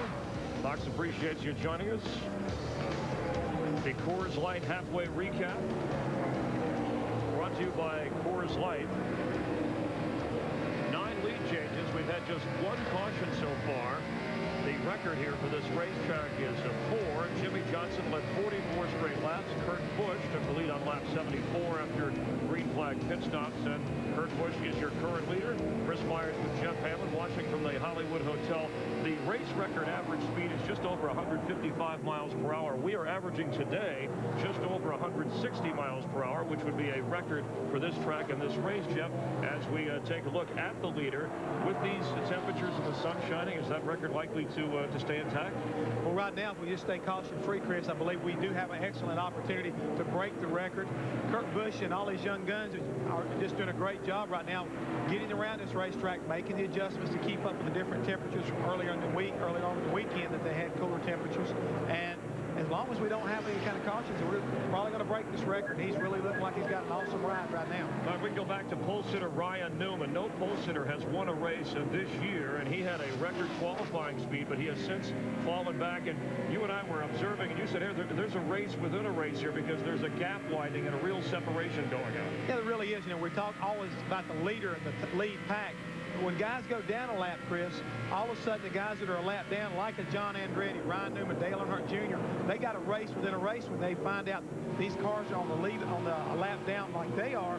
They've got to start trying to get it up as far as they can because there are points to be gained by being the highest car a lap down. So you've got to focus on those cars then. So you really are running like 2 racers. You try to stay ahead of the leader, not lose any more, but you want to be as close as you can or in front of all the guys that are in the same lap with you. Michael Waltrip currently running 8th. To get a look from his car, we saw Jeff Gordon, who is running 9th, still looking for his first win of the year. Let's go back upstairs and rejoin Darrell Waltrip, Larry McReynolds, and Mike Joy. And just to follow up on what Jeff's saying is, there's a point in the race where keep giving me the leader's times, and I'll say I don't care about the leader. I can't outrun him. Tell me about people I'm racing. Tell me about people that I can beat. That's the crowd I want to work on. And Tony Stewart, whoa, man, he just brought that thing off of turn 4 running wide open. I mean, that was sudden. What is wrong with Stewart? Man, I tell you, I don't see. Man, he couldn't get that thing slowed down, I don't think. They're not even hardly ready for him. One crewman goes over the wall. Oh, they're going under the hood. There's something happening under the hood. He came off turn 4, and I mean, he just turned it to the bottom, running wide open. Looks like he's on a normal lap right here. All of a sudden, he felt something. He felt something in the engine, and I mean, he brought that thing off the racetrack. Stewart was running 6th at the time. Now, I hope he's not having one of those belt problems like his teammate had earlier. Sometimes, you know, it happens to one, it happens to both of them. Bobby Labonte lost 4 laps when the water pump belt came off. Matt, what's the problem? Well, Mike, they have raised the hood like you mentioned. Apparently, the problem for Stewart, he's reporting that his throttle linkage has broken. His throttle linkage has broken. They've got some tie wraps. Chris Woody Woodward, the engine tuner, was underneath the hood there. They're going to lower the hood down. Tough break for Stewart. He's going to go at least probably 3 laps down. Ricky Craven inside of Michael Waltrip, 8th place at stake there, right behind Jeff Gordon. Yeah, Gordon had just passed the 32 car. But Gordon and Michael have been working pretty well together, Darrell. They've been working up through the field there just a little bit, and Gordon's up to 8th. You know, Darrell, I have to believe this racetrack's going through that transition period. We're in the heat of the day here in Southern California. I mean, the track temperature is up to 116 degrees now, 110 when it started. The handling of these cars are going to continue to change in these last 125 laps. What I found, Larry, and I think you'll agree, when my car's really handling good like Kurt Busch's is, you can't mess it up. You can put any kind of tires on you want, do anything to it you want to. But when the car's fickle, when it's not happy, you always are chasing it. Front to rear, wedge in, wedge out, track bar down, air pressure. But when that thing is right like Busch's is, you just drive on. Well, when it's not happy, it's like walking on a razor blade. When you're happy like Kurt Busch, you know, you've got like a white beam to walk. There you go. Tony Stewart was too fast down pit road, so he'll get the new drive-through penalty. You don't have to stop in your pits for a stop and go anymore, but you do have to make a pass down pit road at the proper pit road speed. So he's doing 55 while everyone else is doing 180. And this almost is kind of like what happened to Sterling Marlin back in Vegas when Sterling got almost spun and headed down pit road. And I'm sure that he didn't have time to look at his tag because he's trying to hang on to the car. And Tony probably just all of a sudden felt that light linkage brake, shot down pit road. Matt? Well, Mike, I caught up with Greg Zipadelli. Zippy, what was the official problem? Throttle linkage? The Heim joint broke on the throttle linkage. I don't know why, and I'm under any reason this car's only been run twice. You know, it's not like something that's been abused or you know, the car's never been wrecked. I don't really know. I just know that it's pretty frustrating because this team's been doing a hell of a job. Open Depot Pontiac. Tony's been doing great. Been running the top 5, good speeds all year long. We just can't put it together. A little frustrating right now, but we'll just do the best we can here and, you know, come out of here with what we can. Let's go to Jeff Hammond. Jeff? Well, Matt, right now we're down at the Cutaway Cardinal. I'll show everybody at home. This right here is your throttle linkage. It connects to your carburetor. When the driver is working it, it works back and forth like so. But if for some reason the rod itself or the little Heim joint or even this ear on the transmission is what's in the transmission carburetor is what's broken, the throttle will not work. And hey, race cars don't run unless you can work the throttle, right, Darrell? Yeah, and I think that maybe that's the problem. He was working it too much. But the other thing, Jeff, is, you know, if you don't have a stop down in the floor where the throttle's not pulling back on that arm that you were showing there all the time, where you're just pushing it with your foot, you got to have a stop down in there, and that could be the problem. How about it? Do you think that's a problem? It very easily could be, D. It's hard to say right now. In our particular car, we've got it set up with a stop out here on the carburetor. And if Tony didn't have that, if it kept pulling on it, like you say, it's real easy to break this Heim. Normally, the teams run what they call aircraft quality Heim, but it could have very easily maybe pulled out of here. This thing is threaded down inside this shaft right here, and if for some reason it pulled the threads out because it was pulling too hard against it, again, that could have been what part of the problem is. Darrell, that may be another reason why Stewart didn't slow to 55 miles an hour on pit road. With a broken linkage, he couldn't maintain that speed. It would have taken him all day to get to his pit. Well, the Joe Gibbs team, not a good day. Tony Stewart 3 laps down, throttle linkage. Bobby Labonte 9 laps back after tossing a water pump belt. 133 laps. Kurt Busch in command. Kurt Busch in command at 138 laps here in California, and right after today's race on Fox, extended post-race coverage on the Speed Channel. Right after we go off the air, the Speed Channel will have more interviews and race analysis. And if you're not getting the Speed Channel, call 1-888-22-SPEED.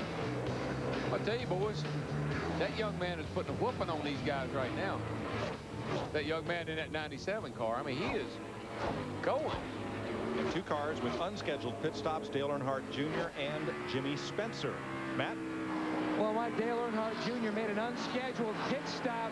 He felt like that the right front tire was starting to go soft, starting to go down, possibly had cut it down, and that's indeed what had happened. The crew had checked the air pressure, and they said it was low on the right front. To Steve Burns.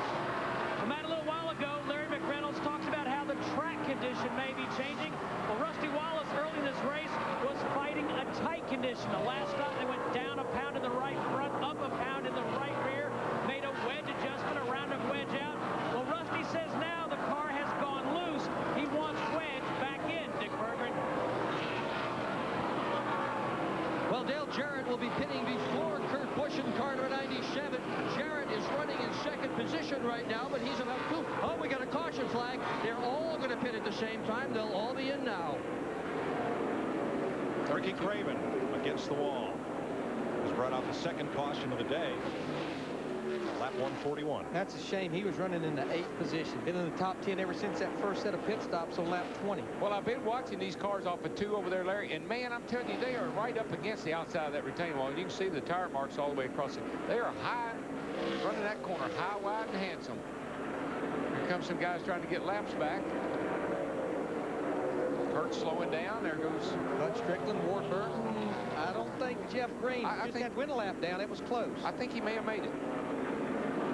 I think that 30 was, I mean, I think that we're going to have the little transponder to tell us. Well, by our scoring, that he did get back on the lead lap. One fellow who did not make it was Matt Kenseth, Busch's teammate, in the 13th position. This caution flag to the good fortune of fellows like Michael Waltrip, Mark Martin, and Dave Blaney, who were in danger of going a lap down. Now, Dale Jr. had a right front going down there. He said he must have run over something. I wonder if something happened to the 32's right front.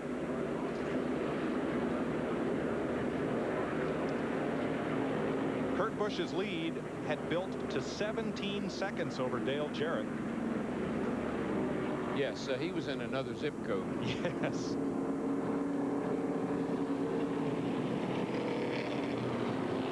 Right front is now down on Craven's car. And it almost looks like the car didn't hit the wall all that hard, as if the tire went down and he just got it up against the fence. We'll watch Kurt Busch, Sterling Marlin, and Jimmy Johnson as they pit. The first, third, and fourth place cars.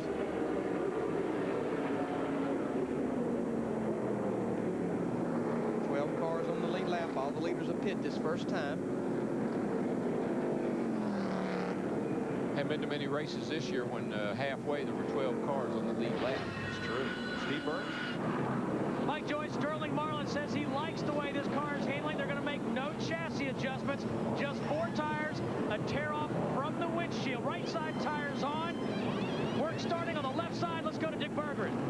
Kurt Busch says when new tires are on the car, it feels a little bit wishy-washy. They're taking 1/4 round in the track bar. That's a little bit like sneezing into your tires. Busch gone, Matt. It is still a work in progress, Dick, on the 48 car. Jimmy Johnson, his car still loose. They're going to go 1 full can, 1 splash. They went 1 round in the left rear wedge, 1 round down in the track bar, and an air pressure adjustment, 16.4 seconds. Dale Jarrett beat the 97 off pit road there. Kurt tried to get around him, but he couldn't quite do it. To compound Ricky Craven's problem, when he pulled into his pit stall, they couldn't get the jack underneath, and they hadn't brought a long bar around to the right side to lever it up in the air to get the jack under, so they had to go back and get one. It's a long stop. Yeah, I mean, that left side's only 4.5 inches off the ground, so it's a lot lower. But look at the race to the pit line right here. There you see the story right there, 88. Dale Jarrett, he beats Kurt Busch off pit road. Kurt Busch is going to lead the lead for the first time in a long time. 144 laps complete of 250 in Southern California. The mountains just to the north. No boundaries up there. No, sir. That's a beautiful sight. Here's our Ford no boundaries moment. And this weekend, it happened yesterday here at the California Speedway. Rookie Scott Riggs, in only his 9th NASCAR Busch Series start, wins his 2nd race convincingly. Yes, he did, and I'm a big fan of his. I tell you, I love that kid's enthusiasm. I love people that get excited about winning races. Jeff Green, who used to drive this car, drove it to a championship. The runner-up, Stacy Compton, Jack Sprague, the point leader, and Jason Keller. Plus, I like kids that drink chocolate milk. I think that's kind of neat. So Sprague still has the point lead. Riggs moved from 5th to 3rd with that win behind his teammate Jason Keller after 9 Busch Series races. Here's the Craftsman Truck Series standings, sponsored by Sears. Robert Presley, 20 markers up on Ted Musgrave after 3 races. David Starr, Rick Crawford, and Mike Bliss, the top 5. Let's give them one to go. What do you say? Get back to racing. Let's go to the garage area. Well, at Darlington, Ricky Craven was running in 2nd position when he was taken out with a wreck that was none of his doing. At Martinsville, he led 40 laps, looked like a winner. Taken out with a wreck, none of his doing. What happened this time? Well, I guess it's one of the penalties of running the high line. I ran high all day, Dick, and I was fighting loose from the very beginning, and the guys were doing a great job working on the Tide Ford, but we couldn't get it tightened up getting in the corner, and I spent most of the day running 200 miles an hour in the corner turning right, and I just couldn't catch it that last time. It got away from me, but we're a really good team. Gosh, I'm proud of this. We don't always finish top 10, but it seems like we're always running top 10, and it's really getting better and better. We'll get one soon, very soon. To Matt. Dick, Michael Waltrip made another visit to pit road. The reason they're topping off, I asked Slugger Labby, how far can you go? Because we are 55 laps to the finish. He told me this morning they could go 54. Larry Mack, it's close. Well, again, now it becomes a gas mileage game if we have this long run of green flag racing. And, Darrell, what does it do to Kurt Busch? He had a 17-second lead. It's gone. Well, yeah, I don't think it'll bother him a bit. I think he'll just get back up on the wheel and drive back off and leave him again. I think he was probably upset he lost the lead on pit road because he sure hadn't lost it on the racetrack. But if he keeps going like he has today, he's the man to beat. But the variable Dale Jarrett is right on his rear bumper now. Hadn't been there for a while. What do you say, guys? One more time. Crank those televisions down and let's crank it up.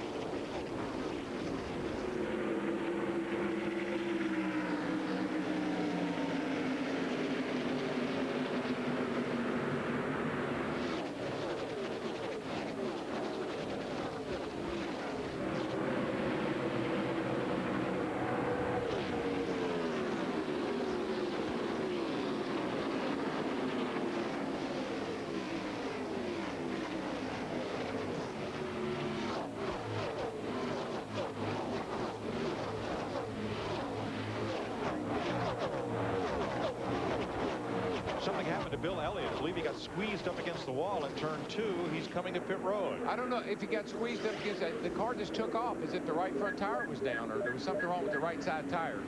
It's hard to believe. It just came out of the pits, but it sure looked that way. Now, you know, Kurt Busch could be, you know, fight some of that same thing that some of these other guys complain about all the time. He gets in traffic. The car might not be as good as it was out front in clean air. If Bill Elliott was still on the lead lap, it's going to be hard for him to stay on the lead lap. He's about 2/3 way down pit road at 55 miles an hour. Leader's coming off turn 4 right now. And the other thing you heard Kurt Busch say is on new tires, the car was a little squirrely, and it may take it a few laps for it to come in. They run an air pretty low, I bet you. Strickland is now coming to pit road. Steve Burns? Yeah, Mike, just checked in with Bill Elliott's pits. Flat right rear tire on the 9. There you see he goes a lap down right there. Is Dale Jarrett in 88. And the rest of the guys go by him off turn 2. That car was, to that point, a contender. Well, Kurt Busch got his hands full right now with lap cars, which is allowing Dale Jarrett to just check out. How many times do we see this, Larry? You get out front, you drive off and leave everybody. You get out there in that clean air, and you're long gone. And that's what Jarrett's doing right now, and Busch has got his hands full with these lap cars. And now is when the crew chief, that's when the young driver, you got to really talk to him. You got to really keep him focused. You got to tell him to calm down, not get excited. The car's going to come to you. Just drive your line, and then everything will be fine. You know, Steve Burns talked about Michael Waltrip topping off 1 to go on lap 145. Dave Blaney topped off as well. Now, that's 105 laps to go. I mean, look, we see this crowded traffic jam. This is a big wad on the back straightaway. Maxi wad. But that would make those guys have to run 52 laps on one run and 53 laps on another. To this point, we've not seen anybody run that far. 48, 49 laps has been as far as anybody's run. Oh, but you crew chiefs, I'm telling you, y'all always amaze me. I just don't think we can make it. I just don't think we can do it. Would you ever pitch your driver with 1 to go to get him in the back and keep him out of that wad for a while? I don't know if the crew would or not, but the driver, I guarantee I would. I get up in the middle of something like that. I call him on the radio and said, I'm gonna back up and find me a little clean air, boys. This is ugly. Steve parking that one car, not having a very good day. He's going back. He's back in 24th right now. And the pit stop with the hood up for Hut Strickland, they have dropped a cylinder. Let's have a look at 5th place, Rusty Wallace.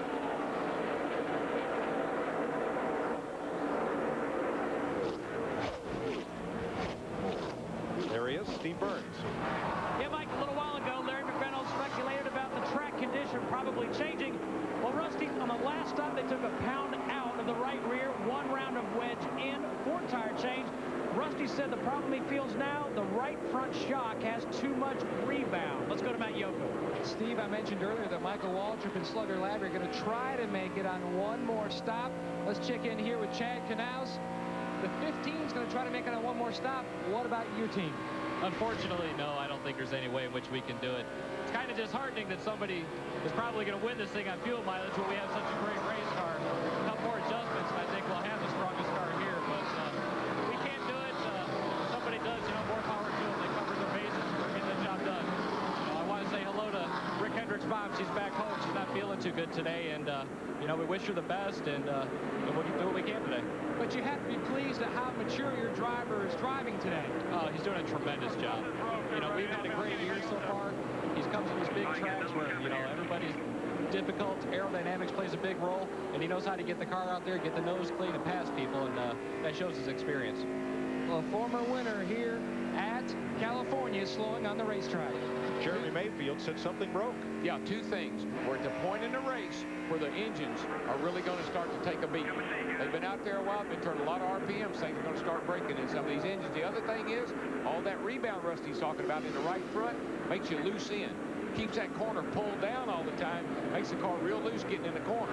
You do that to try to keep that corner of the car down, but the price you pay is it can make it loose in. That's the reason he's making all those changes, try to tighten the car up. But we talk about the engine, the parts that can fail. I mean, the valve springs are taking a beating. But Darrell, at these RPMs, the bottom end, the rods, the cranks, a lot of those things are taking a beating. I think the rocker arms and the valve springs and all those, that's what's going to give up on. And we show you where the valves are. This is the valves right here. There's 8 per side, 16 total. You have 4 on each side for intake, 4 on each side for exhaust. But that valve spring right there, there's 2 of them, an inner and an outer. That's the thing that's really taking a beating, those valve springs. And what we talk about here that is so hard on the engines, it's got a car in the wall down here. Looks like Kent's is up against the wall down in turn 1. I don't know if he's going to... Caution is out, too. Yeah.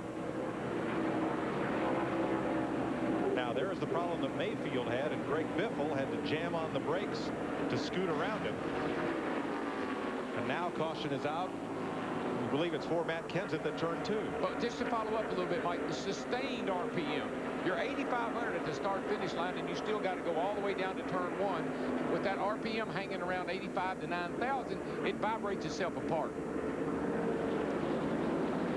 That valve spring is moving 75 times a second. Each one of those. That's a lot of work. Saw Kenseth go in here and he just gets up too high, a lot like what Ricky Craven said happened to him. And then all this stuff up in here, folks, that's just sand, dirt, rubber. Once you pick it up on your tires, you are out of control. The only thing that'll turn you and slow you down is that big old white thing on the outside there.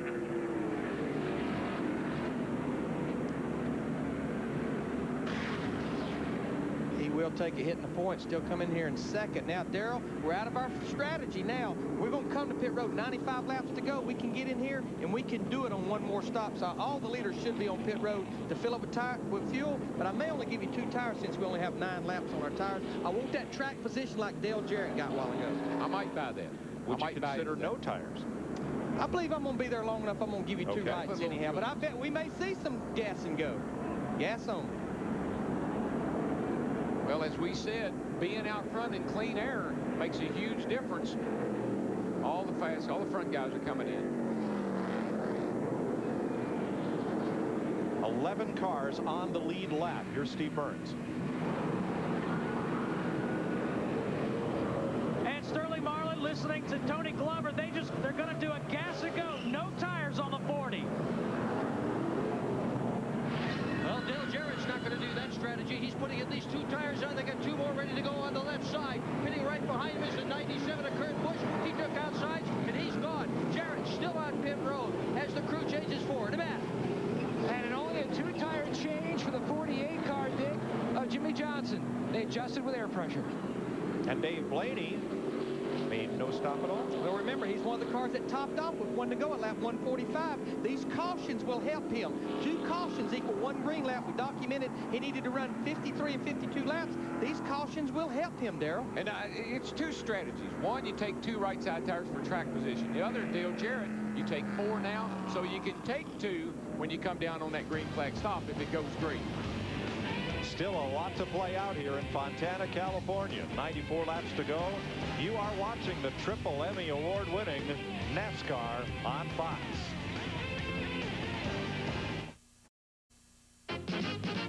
Daddy just screw. Must all now form a family. That's the way we all became the Brady Bunch. The Brady Bunch. The Brady Bunch. And we have a new addition to the Fox bunch.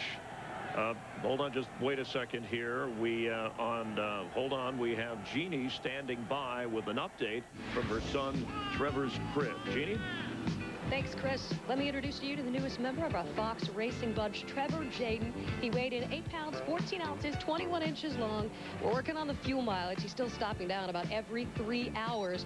Oh, it's a one diaper stop. It just happens 8 times a day. So I would be nothing without my crib crew. Any volunteers?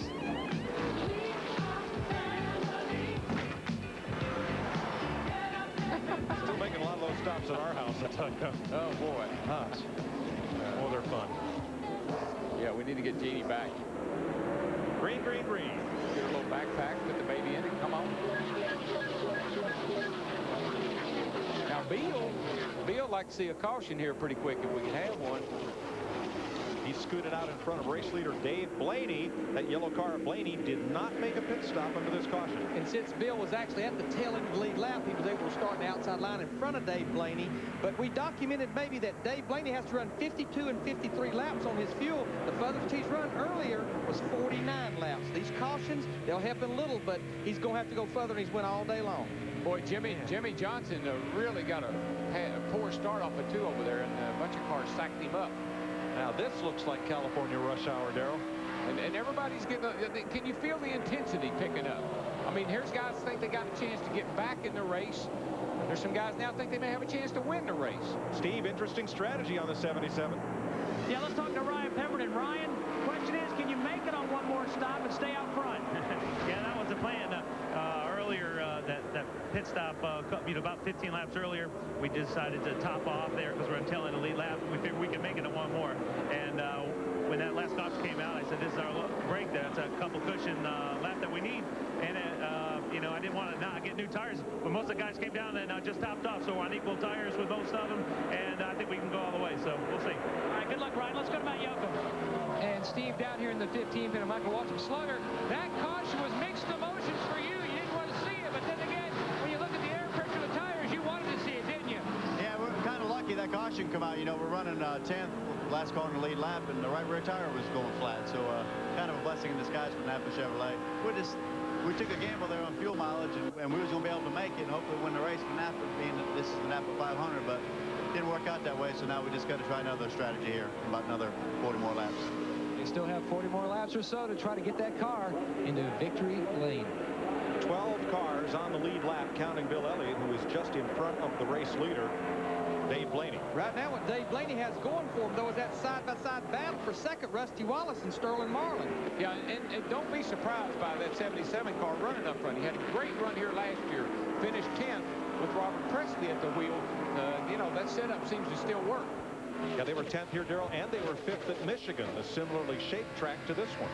But he was started 32nd, but I go all the way back to lap 20 when that caution came out. Ryan Pemberton elected to take 2 tires. That put him in the top 10, and he's been there the entire race since then. Sterling Marlin is running a groove much higher than any of the other leaders. And you don't necessarily want to do that right now. I'm sure he'd like to have that car sticking to the bottom, but nothing he can do about it. He's doing a pretty good job of hanging on to her. Here we go. Now, see, look at this racetrack. You got lots of room, plenty of places to go. Why would you want to get 2 and 3 wide? Because you can? Because you can.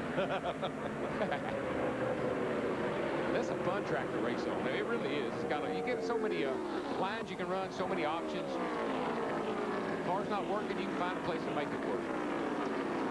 A car that has gotten a lot better since the beginning of the race back there. Ryan Newman, he's in 13th position, but he's a lap down. He was real loose earlier.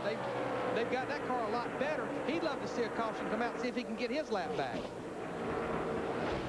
Rusty's hanging in there pretty well, too. And don't forget, he won this thing last year, so he knows how to win here. And he hadn't won a race since this race last year. I know he's hungry for a win. Elliott Sadler slow in the front straightaway. I don't know if he'll make it all the way around to pit road. A little bit of smoke. Boy, just as I said that about Rusty, Mike, he near hit the wall off turn 2 over there. I cut it off because... heard Sadler say he shut it down.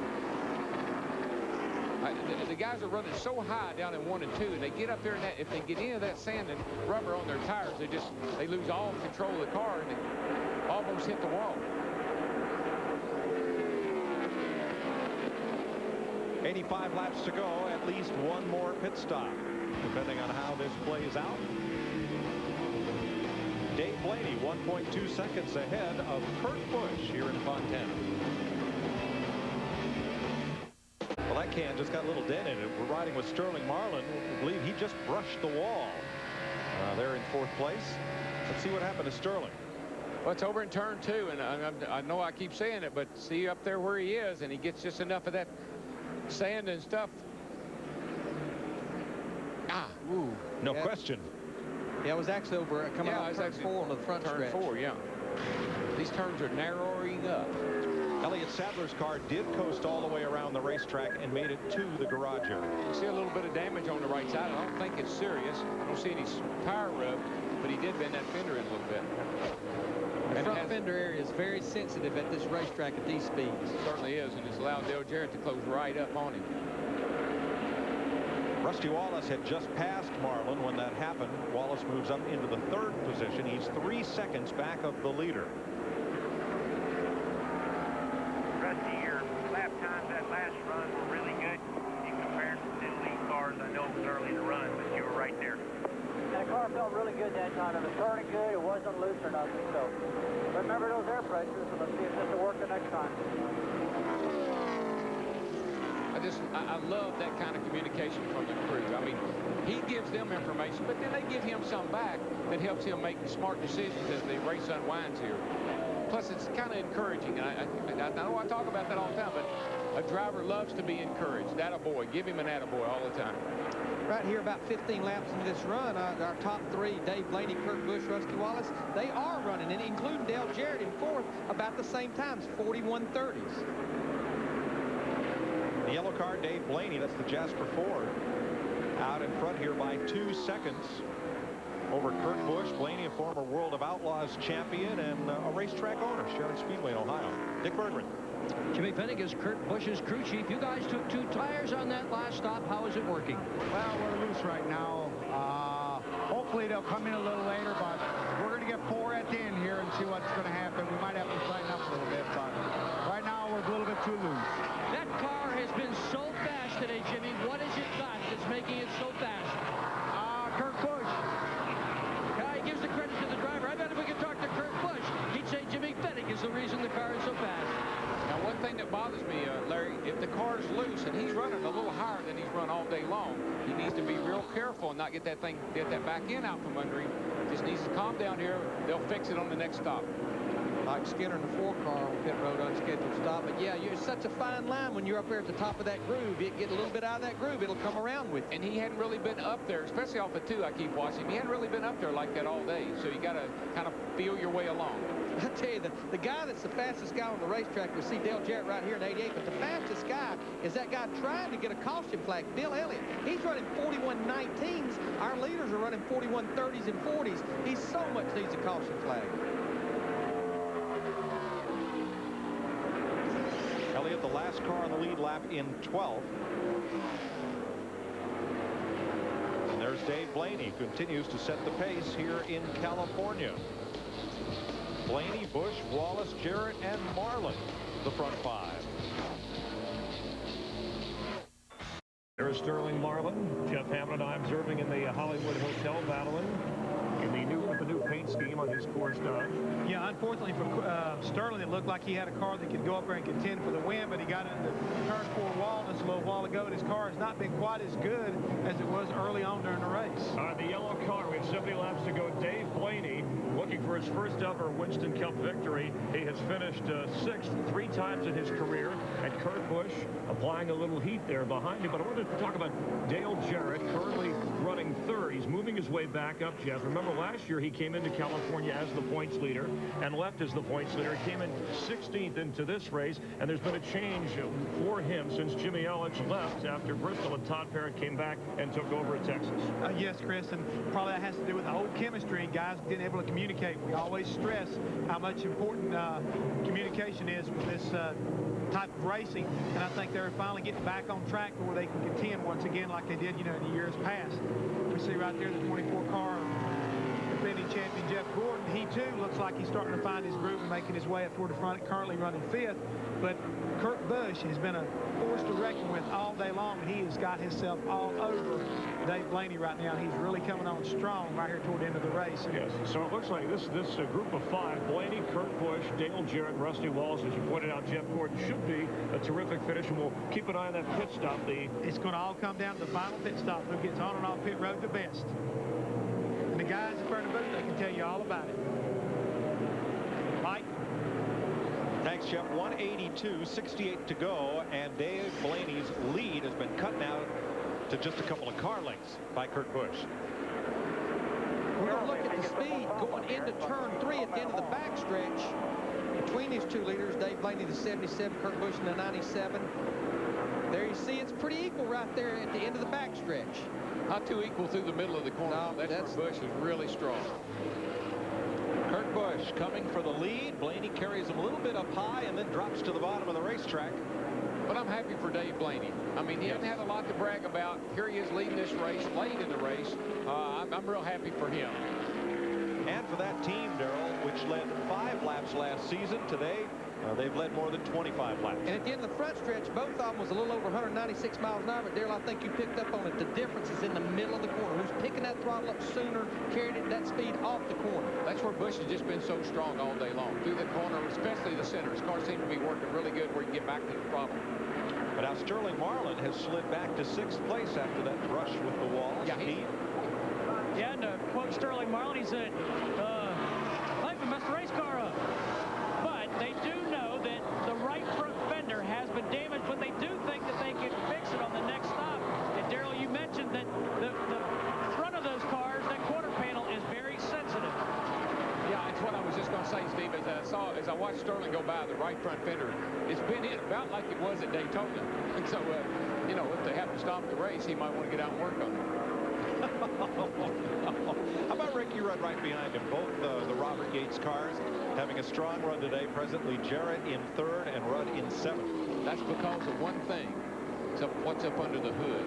Got some ponies, and you can use them here, bud. But Ricky, he's been steady all day long. Started in 37th, and now he's up to 7th position. And Mike, you mentioned it earlier. In Charlotte here in about 3 weeks, he'll break the consecutive start record by Terry Labonte. Today is his 654th start. Started back at Riverside in 1981, January. Let me just follow up real quick. Those engines have a lot of power if you can hold them wide open. They got 800 horsepower if you can hold them wide open. And that's Todd's responsibility. They seem to have the combination today. Jeff. Darrell, I was just noticing watching down Sterling's car when you're talking about the right front fender, it almost appears like maybe the right side skirt has also been torn loose on the side of the car. And as Larry will tell you right quick, that can make a big difference. Also, how that car fit, air hits the side of it and keeping the car out of the yaw mode to where it will handle good. Also, if that thing's flopping like that, he's going to lose some downforce as well as side bite when he turns off in the corner. I mean, there's a lot of things that affect downforce front and rear, but those front fenders, I mean, when you talk about front downforce, those front fenders are so sensitive as we talk. And we're going to look at our animation right here. We talk about front and rear. Front downforce is mainly the front end openings and these front fenders. That's what controls the air pressure on the front end. You talk about rear downforce, it's mainly the pressure on that rear spoiler. A lot of other little things like the rocker skirt that affects that downforce, but you want as much in both ends as you can, but it's also a balance. Not too much front or not too much rear to complement each other. And I think that's where the Taurus and the Dodge particularly have an advantage over the Chevrolet and the Pontiac is the balance. They can put more pressure on the front and they can equal their cars out better than the Chevrolets and the Pontiacs can. Quickest cars on the racetrack right now are Jeff Gordon in 5th place and Phil Elliott, who has distanced himself from the leader. He's the last car on the lead lap in 12th. NAPA Auto Parts 500 on Fox is brought to you by UPS, official delivery company of NASCAR. We want to race the truck. People love the truck. 59 laps to go. There were 12 cars on the lead lap. There are now just 11. Jeff Gordon picked up a wrapper, a piece of plastic cellophane something on the grill opening of his Chevrolet. The car started to overheat, and he had to pit. And he's not got a whole lot of opening there to stop up anyway. Look at this. There's the wrapper. Look at how they got the grill taped up.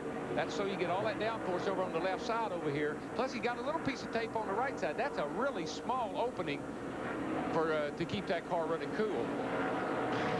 While he came in, they put 4 tires on it, but he has gone 1 lap down. Kurt Busch, our leader now by 1.8 seconds over Dave Blaney. Dick Bergman. And Kurt Busch had the same problem, Mike Troy. He had a piece of paper on the radiator as well. Water temperature going up. Crew chief Jimmy Fennig told him, tuck in behind one of those lap cars. Get real close. When he did, the piece of paper fell off. Kurt Busch out there. I'll tell you what, he's got the lucky charm in his pocket today. He'll be pitting right around lap 200. See, that crew chief's got some experience. He knows that if you get up there behind another car, it'll take all the air off the nose, and that thing will just fall right off of there.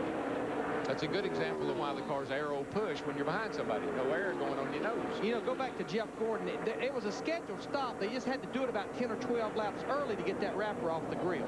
So he'll need a caution flag to get back in sequence. Uh-oh, Jeremy Mayfield might be that flag. This is not what Jeff Gordon needs right here. Guys, who's his teammate? Bill Elliott, the fastest car on the track, trying to get back on the lead lap, out in front of the leader. No, coincidence. Let's go to the garage, guys. If that brake's locked up, it won't move. Caution flag is out. Now, earlier, there was a cut-down tire on one of the Evernham cars, and they thought there might have been a brake rotor problem. Turned out not to be. There's NASCAR control, and caution is out on the speedway at lap 194. Jeremy Mayfield, the 2000 winner of this race. We had a brake dragging too. Is that why it didn't make it back around? That's I guess because I quit rolling over there. You know, I mean, I shut it off right at the start finish line. Just didn't make it. It's Ray Evernham and Mayfield talking it over. Joe Nemechek gets his lap back. 26 car. Well, I think he may have been 2 down anyway there. Gets one up back. And as we already documented, Bill Elliott now back on the lead lap.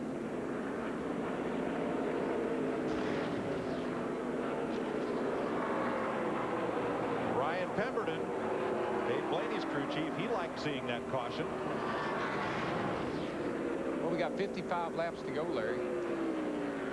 What do you think? Well, I'm gonna obviously bring you in, put your 4 tires on, and give you fuel. Put all the fuel I can put in there, and until we go back green flag racing, I'm gonna tell you, conserve fuel. Stay off that throttle under these caution flags if we think we can make it. 55 laps, that's 110 miles. Do the math there, Larry. Well, Dave Blaney, those guys were thinking they could go 53 laps, so it's going to be about, you know, probably 50 laps when we go back green flag racing. So since 4 of those laps will be under caution, that'll minimize the fuel they'll burn. There are Busch, Jarrett, and Johnson. The leader, 3rd place and 7th place. We'll follow them on our triple split as they come to pit road. Jeremy Mayfield has been pushed in to pit road. The wrecker going back to its position inside turn 4. And here come the lead lap cars.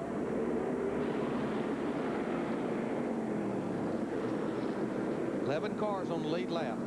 Steve Burns. Big stop for Dave Blaney. He comes down to the attention of Brian Pemberton's crew. They're going to put 4 new skins on the 77 of Dave Blaney.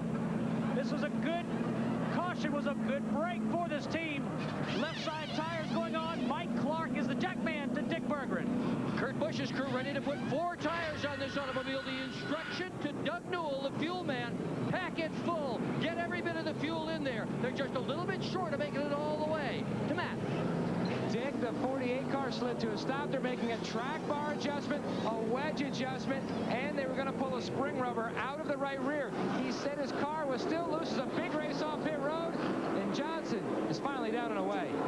That race off pit road started way back. Ricky Rudd came out of his pit dead even with Rusty Wallace, and they were side by side all the way down. But that 28 group, they came in 8th. Looks like they're going to go out 3rd. They got the job done on pit road. That 88 crowd's been doing pretty darn good, too. They've won the race off pit road twice now. There's the pictures that tell the tale. Jarrett, Busch, Rudd, Wallace getting off pit road. 54 laps to go. 54 500. tell you how proud we are of the 130 people that each week make NASCAR on Fox a reality for you folks. Thanks for your support. We're fixing to set up for another winner here. We got 100 miles to go. You've got Jeff Gordon, who did not pit on the tail end of the lead lap, out in front of race leader Dale Jarrett for this restart. 5 drivers came in and topped off, Larry. Yeah, Mark Martin, Jeff Green, Michael Waltrip, Sterling Marlin, and Bill Elliott here with 52 laps to go. Get the green flag with 51 to go. Remember, Jeff Gordon was in on lap 188. His strategy right now is just try to get that lap back. He can't go the distance. Squeeze play out of turn 2. Boy, and Bush is there. He's going up the outside. 4 wide. Going around the Dale Jarrett. Johnny Benson went to the bottom, took him 4 abreast. Well, that worked out great for Kurt Busch, though. Opened the door for him, and through he went. And that's time and time again, as we've seen, whoever gets out front is pretty hard to beat. Oh, look out here, kid. Don't be messing with those lap cars. See Robbie Gordon in the 31 car. He's out there a lap down. Now he's on the tail end of the lead lap. He wants to see a caution flag just like Johnny Benson. Now, look at Dale Jarrett. He says, look, kid, I can show you how to do that. You got me the last time, I get you this time. Straight up the middle, Jarrett. Well, those lap cars are really confusing the issue here. You know, they're looking down on the inside. On the bottom. This is what they came to see today. Boys, this is what you call showtime. Dick Berggren in Jarrett's pit. With his crew chief, Todd Parrott, have you got enough gas to make it all the way? Unfortunately, no, we don't. We're going to be about 2 laps short. I just told him, run as hard as you can. And that's what it looks like he's doing. So maybe we'll get some caution, and we can make it all the way. Right now, no, but we got a great race car. Yeah, they do, with a whole lot of horsepower under the hood. To Steve Byrne. Thanks, Dick. Ryan Pemberton, we just heard Todd Parrott say they cannot make it the rest of the way. Can your team make it? It's possible. Everything has to line up just right. We have to get real good fuel mileage right here. I mean, it's going to be real close. It's going to be within a lap for us. I told Dave and let him know what he needs to be doing, and if he uses it a little bit to his advantage, I think we can make it. So I'll keep our fingers crossed. Good luck to Matt Yoakum. Jimmy Johnson looking for his first win as a Winston Cup driver. Chad Knaus' crew chief looking for his first career win as a crew chief. Chad, how close are you going to be? Right now, it looks like we're sitting between 8 to 10 laps short. Our fuel mileage isn't the best. Jimmy's pretty aggressive with the throttle, as we know, so our fuel mileage isn't real good. We may not have made the right choice on gears, so we're kind of hoping for a late race caution. If not, you know, maybe a gas and go or 2 tires and fuel here at the end. Meanwhile, the 15-car Michael Waltrip came back in, although they knew they could go the distance without having to stop for fuel. They came back in just as an insurance policy to Dick. We're going to check with Jimmy Fenning. Can Kurt Busch make it on fuel? It's going to be close. We're probably 1 lap short. I don't know. We're going to stick around and traffic a little bit and see what happens. So you need some caution laps. You need some caution flags. Well, if we had 1 caution, we'd make it then. Okay, good luck. I can't remember a day when Jimmy Fanning didn't say it's going to be close.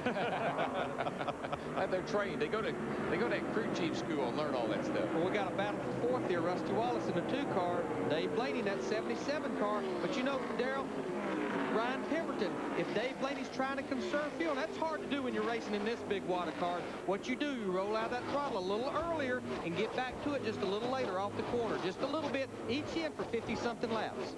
Oh, yeah, once you tell that driver, get me a couple of laps, I mean, you can do it. You just got to back out a little early. Don't turn that thing all the way up to 9 grand. Back off over a little early and squeeze ever so gently back onto it. And you know, one thing we really can't worry about, we're out there for the last 50 laps, but we've seen it happen to Jeff Gordon. We saw it happen to Kurt Busch, Jeff Hammond.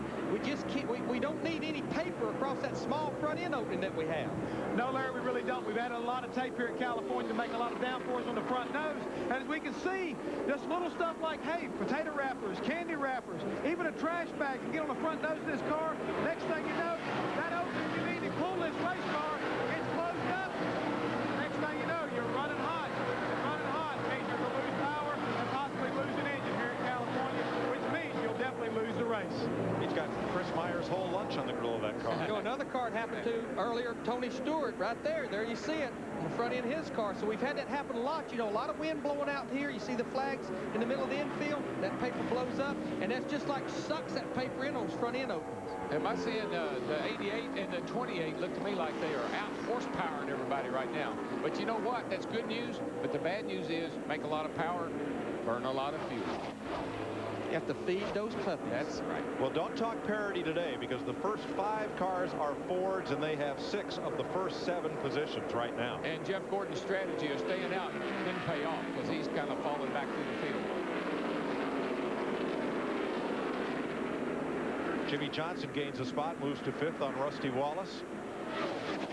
Robert Yates' cars have never won here, but his cars have won 5 times at the similarly shaped 2-mile oval at Michigan. Dick Berggren. Steve Park's front tire changer, Kelly Kellis, is on the ground. He has twisted his knee on that last pit stop. They've got his knee wrapped up in ice, and he is preparing to leave the scene. That car out front there, folks, Johnny Benson, he's a lap down, trying to hang on to the lead lap. Doing a pretty darn good job of it, but I believe these Fords are going to eat him up here in just a second. You know, we heard Chad Knaus, Jimmy Johnson's crew chief, talk about maybe they pulled the wrong gear. He was running as few laps as anybody, only 46 laps earlier, a lower gear, more RPMs.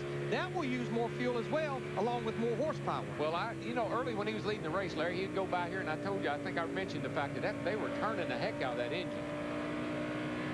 These cats are all over the place.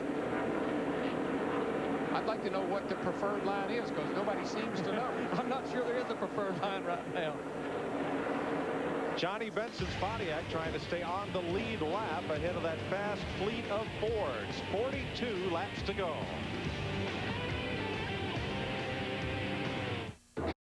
I'm going to tell you, Mike, Larry, don't look now, but that old yellow car, that old hound dog has got itself in the hunt here now, boys.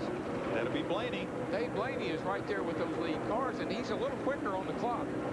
He's running right around the bottom of the racetrack. Everybody else in the middle of 3 and 4 kind of up the second, third group. Blaney right around that bottom.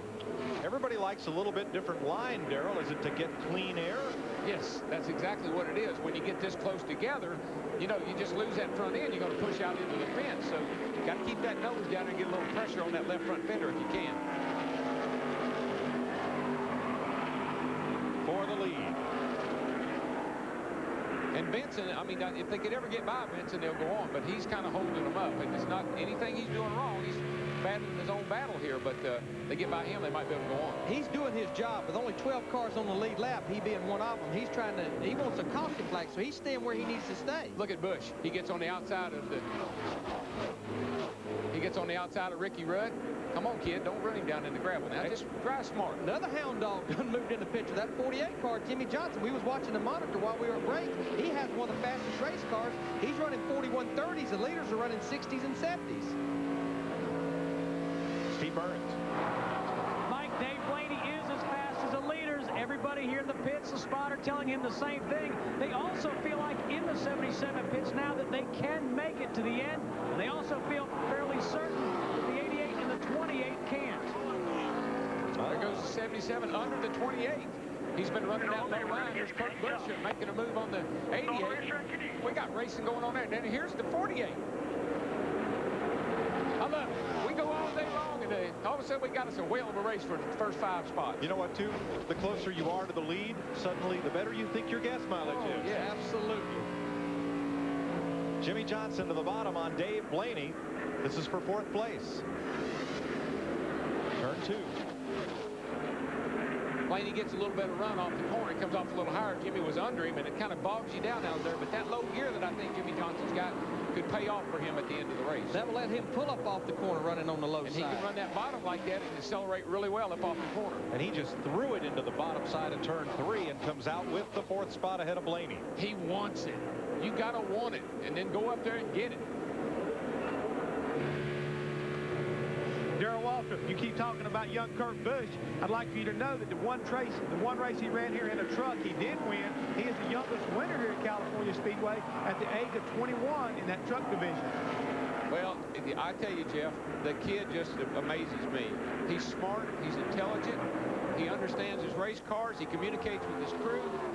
And he drives the wheels off of that bad boy. I've been telling you that since the first time I had an opportunity to work with him. He is really quite an incredible individual, especially for his age. He shows so much maturity to go along what I would think would be inexperience. He seems he's got so much raw talent. Well, they've ganged up on the 10 of Johnny Benson, and they're going to finally put Benson one lap down. Johnny gave it a good hard fight. I talked to him yesterday. He did not inhale any of that fire extinguisher powder last week at Talladega. Good news, because that is tough to recover from. He was 100% okay, but now he goes a lap down. Yeah, well, the leaders are by me now, so, you know, I'll just let these other guys get up there and race each other. Maybe they'll be nice to me. If a caution comes out, I get my lap back. Hang close. Fall into the back of these lead cars and just hang close.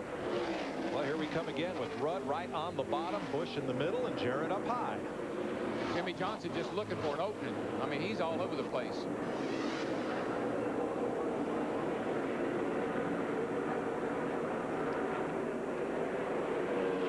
Six cars in the garage area. Mayfield, Elliott Sadler, Hut Strickland, Stacy Compton, Shauna Robinson, and Kenny Schrader. 37 cars running. 11 of those on the lead lap. And I know we talk about Yates' horsepower, but that 97 must have a little bit of something on the hood, because he runs right with them all the way down the straightaway. Now behind the group we've been watching, Mark Martin, Bill Elliott, Sterling Marlin, and the two of Rusty Wallace in 9th place. And here's where Busch really gets him, Larry. Do you see how he drove that thing down into the third turn, and he's going to slide right up in front of Dale? No, Dale isn't going to let him. If I was Dale, I would let him. Yeah, Dale Jarrett on the high side, we keep talking about keeping that momentum up, but where Kurt Busch, I know we've said it a few times, he's just so good right through the middle of the corner as you're picking that throttle up. He can stay in it, and the car keeps turning. Now, see, Dale Jarrett tried to pin him down to the bottom. He's got him pinned down a little bit, won't let him slide up. I really think if I was Dale, I'd let him go, because you see what's happening is pulling these other cars into the race. I mean, look at this. 220 laps in this race. We got 4 cars. You can throw a blanket over here battling for the lead. There goes Kurt. That's where he's strong, Larry, right there in the third turn. See how far, look how far ahead he pulled of Dale Jarrett. And look who capitalizes, Jimmy Johnson on the bottom. That 97 car it's hooked up. He can really pour it down in the corner. And Ricky Rudd powers past Johnson into second place again. And if Dale would have let the 97 slide up in front of him off the 4 down here the lap before, he'd be running second right now. But he chose to race him, and he drove those other 2 cars into the race, Dick. Well, there was a lot of conversation just before that pass between Kurt Busch and his crew chief, Jimmy Fennig. Finally, they decided the way to solve the knot. Fennig said, go past the 88, past Jarrett. And Busch said, if I can. Well, you just saw that happen. In the midst of all that conversation, Fennig told him, watch out for that 48 coming up behind you. He is very fast. They are concerned about Jimmy Johnson, and they ought to be. Now for Kurt Busch, good for the lead, but maybe bad for gas mileage out front, pushing that era along. He can make it.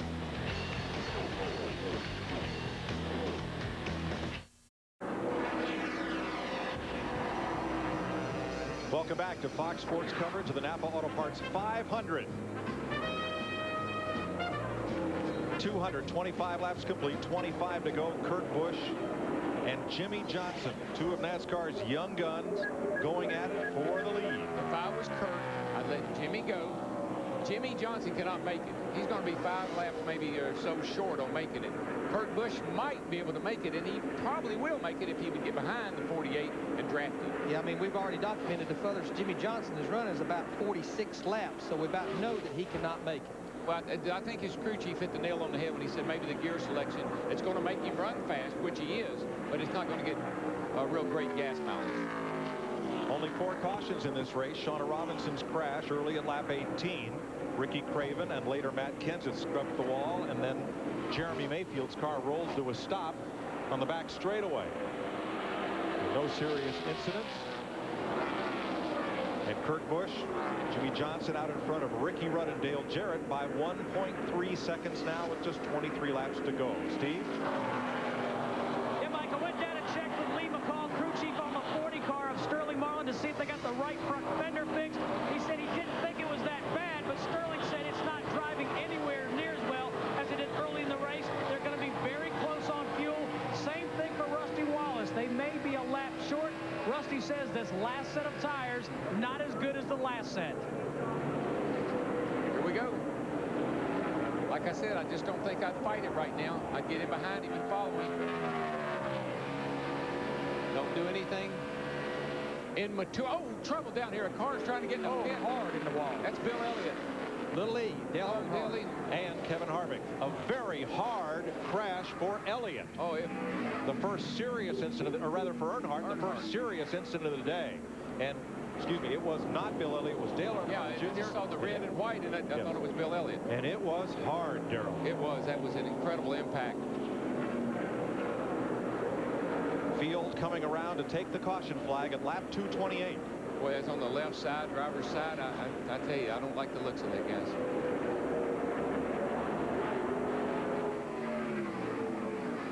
The window net's down. That's a sign we look for, telling the safety workers I'm okay. I'm frustrated, but I'm okay. No, guys, he's laying over there, and I mean that's a hard lick.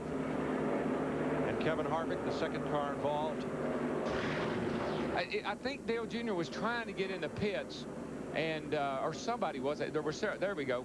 Almost like maybe Kevin Harvick was slowing down trying to get in the pits. 29 car. Oh, that's it. I'm telling you, that is a brutal hit. It is. Kyle Petty just squeezes through there, has to go to pit road to take evasive action. So does Jeff Gordon. I don't like the looks of that. All the cars have now taken the caution flag, and rescue workers come to the aid of Harvick and Earnhardt Jr.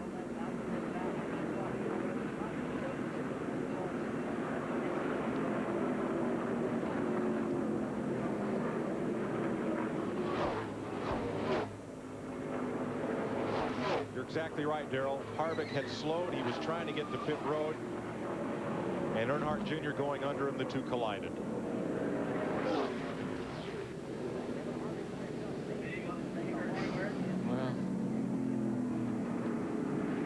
He's awake, alert, talking to the rescue personnel. He's just knocked the breath out of him, I guess. I tell you, they've done such a great job with the inside of these cars and the head and neck restraint systems and everything else. See Kevin Harvick out, his car. Next weekend, the NASCAR Winston Cup Series moves on to the Richmond International Raceway. Running in the Pontiac. He's just got. I think he's got the breath knocked out of him. Plus, NASCAR Busch Series. Orange Radio's coverage begins. I hope that's all it is. 20 laps to go. Fifth caution of the day from the Bud cam. Here he is, and he sees all of a sudden there's Harvick on the outside. Oh boy. Oh wow.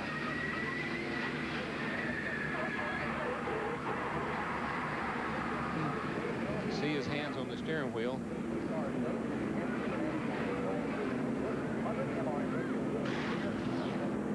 Well, I'm thankful he got out of the race car, because that left side lick like that, that was a very hard impact.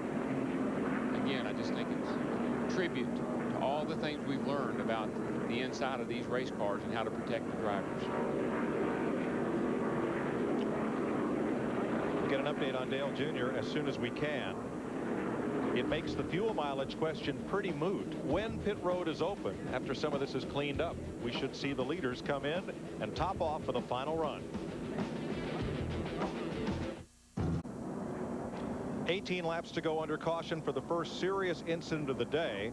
Kevin Harvick had a tire go down, was trying to gather up his car. Instead, he collected Dale Earnhardt Jr., who pounded hard into the wall. Both drivers got out of their cars, are now being taken to the care center to be checked over. Pit road may be open this time. He's waving the green flag. It will be open now. We're going to have about 15 laps to go. I think the right thing to do, Darrell, with 11 cars on the lead lap is change 4 tires, but I bet you there'll be some guys try some 2 tires, knowing they don't have long to the end of this race. Get that track position. Well, it's been so critical and it's so hard to pass.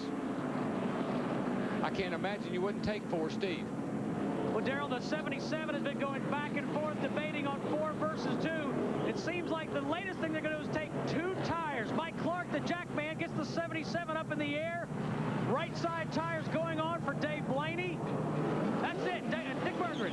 Kurt Busch is going to take 2 tires. They debated the wisdom of taking 4 tires. It was pretty much Kurt's call to take 2. Up a little air on the right-hand side. He stalled the engine. That slowed the pit stop a little bit to Matt. Dick, gas only for Jimmy Johnson. They were going to go with a 2-tire plan, but the Roush cars were going to go for 2 tires. That's what their spotter Chris Osborne told them. So Chad Canal said gas only for the 48. So, I mean, I tried to watch pit road close, and the only car I saw that took 4 tires was Rusty Wallace in the 2 car. Most everybody was 2 tires. Jeff Green with the hood up on pit road. Let's take a look at some replays with Fox Tracks in on Dale Earnhardt Jr. to show his speed. This is so unexpected. I mean, he doesn't expect anything. He's coming through there. I mean, he hit that wall at 130 miles an hour. And 2 years ago, without all the safety equipment in these cars, that would have been a serious accident. Today, he walks away. Looking out the windshield, he almost probably didn't even see what was fixing to happen there. It happened so fast. Just took him by such surprise. I mean, you're coming through there, and all of a sudden that car turns and hits you. Watch its car scrub off speed here from 150. 134 as he impacted the wall. Man, and folks, when you hear him just go thud like that, I mean, it's just like getting hit with a ball bat. 17 laps to go as the lap down cars make pit stops. We'll be right back to California. Just come out of the infield care center. Kevin, are you okay? Tell us what happened. Yeah, I'm fine. I popped the left rear tire going in turn 3, and about the last save I had to make, I hit the dang 8 car, and he hit the wall. And, I think he's all right, though. Just glad everybody's okay. All right, thanks, Kevin. They're about to go green, guys. Bill Elliott did not stop under this caution, and he is the race leader. He didn't stop. The 48 stopped, took no tires. Ricky Rudd, Kurt Busch, they took 2 right side tires. The 48 car could be the friend that the 9 needs because they're on equal tires. It wasn't that many laps to go. Bill Elliott was a lap down. Now he's leading this race with 14 laps to go. And on the inside, that chartreuse car is Greg Biffle, who is up to 12th in his first ever Winston Cup start. Kurt Busch didn't get a great restart there compared to the other guys. Maybe he's laying back and get a run off the 2 over here. Whoa, boy, Jimmy Johnson got a run off the middle of 1 and 2. Bill Elliott didn't get no run at all. He's going to lose several positions on the backstretch. Jimmy Johnson, he has the lead at the end of the backstretch. Here comes Rudd and Busch on Elliott. These young drivers, Kurt Busch and Jimmy Johnson, they got to be smart here now. Use your heads. Got plenty of time. The thing that Kurt Busch has to worry about, he took 2 tires earlier, took him a few laps to get going. Sometimes those 2 tires don't match up good with the 2 hot ones you already got on there, so it takes a lap or 2 for things to come in. Greg Biffle trying to get back on the lead lap, number 16, against Johnson, who's going for his first win and only his 13th career Winston Cup start.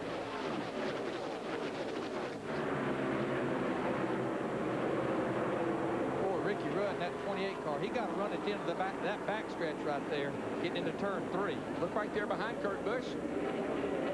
Mark Martin in that 6 car has fought his way into this thing.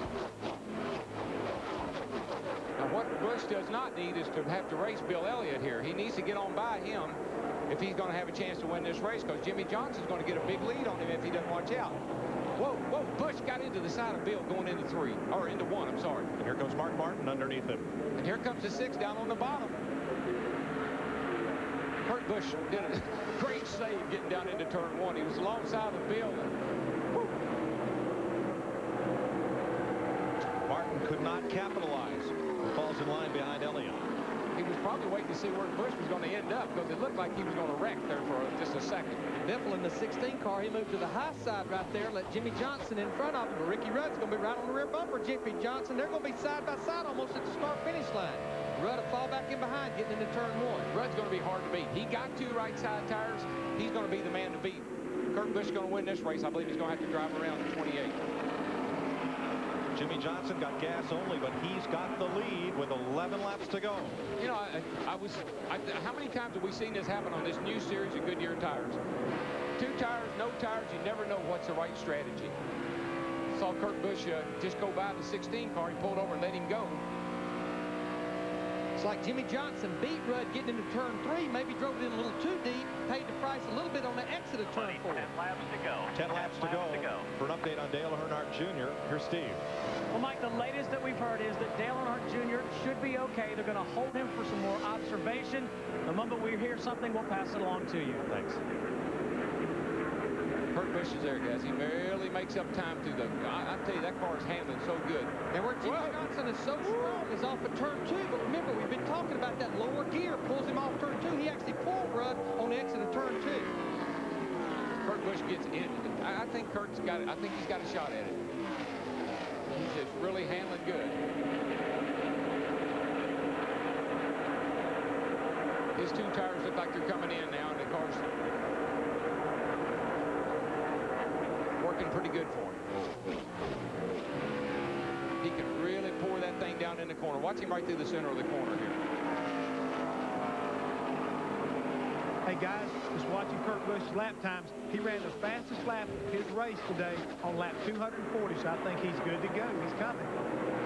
Yeah, I think all he needs is for that air pressure to come up in those right side tires to match up with the lefts that he had on, and he's gonna be all right. Catching them is one thing, though. We've seen it time and time again. Passing them is something else. And he caught Rudd in a hurry, but he's kind of stalemated behind him there. 8 laps to go this time. Darrell, last week at Talladega, you could catch the leader, but aerodynamically you couldn't pass him. Why is this place different? Well, here it's all about handling and just putting the throttle to the floor. If you can get back in the gas, hold it wide open like Busch is doing right here, he's going to get a run up on Ricky Rudd. Talladega, you just hold it wide open all the time. It's all about momentum. Here it's all about timing, get back in the throttle and the car handling. Boy, Rudd beat him so bad down that back straightaway. He's taking advantage of that 800 horsepower he's got on the hood. Busch is a lot better right through the middle of 3 and 4, right on the rear bumper here in turn 4. But 7 to go. You see what happens when he gets right up on him, the thing takes off with him. That's that dreaded arrow push. I knew he'd say it. 7 laps to go.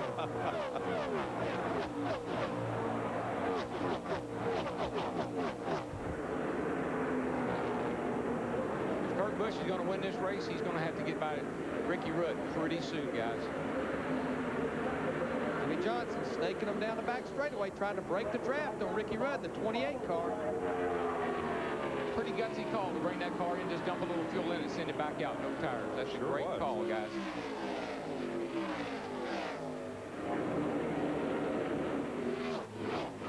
Six laps to go at the line. They almost look like that everybody's kind of settled in here and said, look, I can't pass anybody. I better hang on to what I got. And here comes Dale Jarrett. He's going to work his way by Mark Martin as they go down into turn 1. It's a battle for 5th.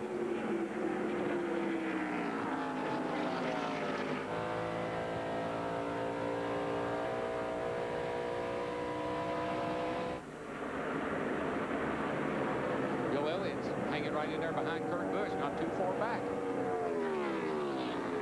Chevy, Ford, Dodge, the front 4. As we've seen all day, though, Larry, the guy that gets out front, it's just hard to catch him. We've seen that all year. 5 laps to go this time. Right now, Jimmy Johnson, Ricky Rudd, their lap times are almost identical, 41:20s. And Dale Jarrett was not able to complete the pass on Mark Martin. He'll try again at turn 1. Now, Mark's keeping him pinned down on the inside, and Dale can't get enough, can't get back in the, didn't have enough racetrack to make the pass.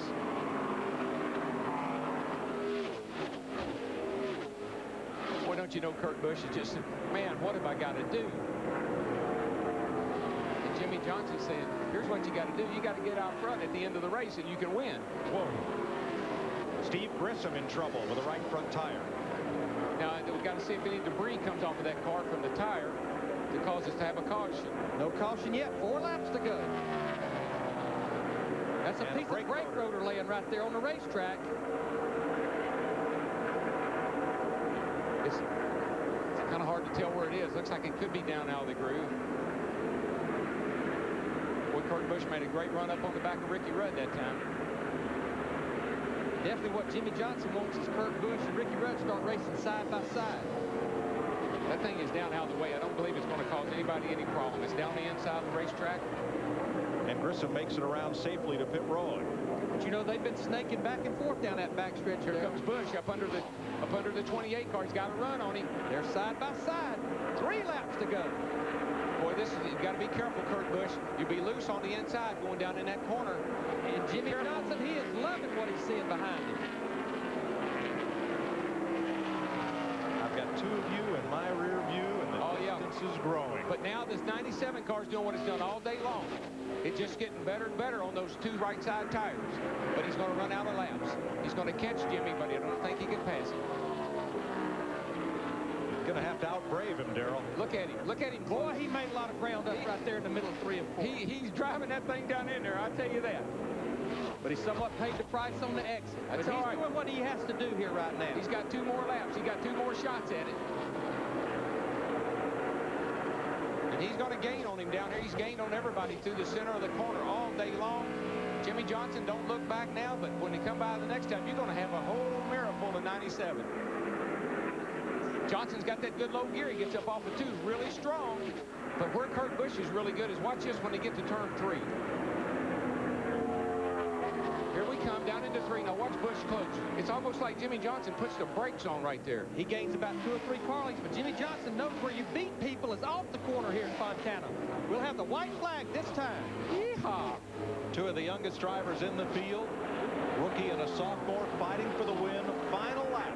And look lined up behind them. 28, 9, 6, 88, 40. All the over 40 veterans. Yes. Jimmy Johnson in his 13th start, going for his first career win and trying to become the 9th different driver to win a Winston Cup race for Rick Hendrick. If that thing doesn't quit running on him, he's got it made. We'll watch Kurt Busch drive off in this end before picks up about 3 car lengths. Jimmy Johnson eases back to that throttle. Jimmy Johnson off turn 4, 6th in points, leading rookie on the tour, and he's going to win his 13th start. Here before a hometown crowd of his. What a race. What a strategy. I mean, you got to give Chad a pat on the back, guys, for Pete's sake.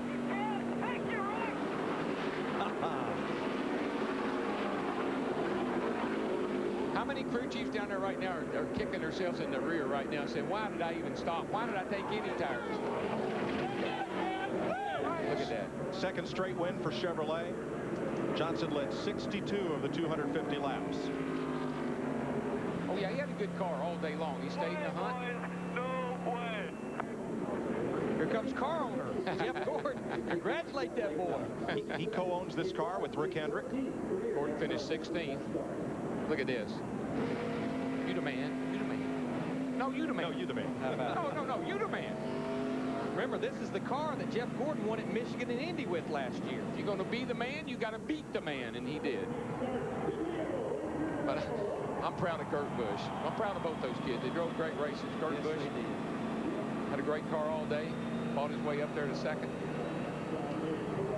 In 1965, Dick Hutcherson was a rookie who won in his 13th. What Gordon did to the side of his car. Jeff did that. Jeff did. It wasn't there a while ago. Now, Hutcherson won his 13th start in 65. In his rookie season, went on to win 9 races in his rookie season and finished second in points. Do I smell burnouts? I believe we do.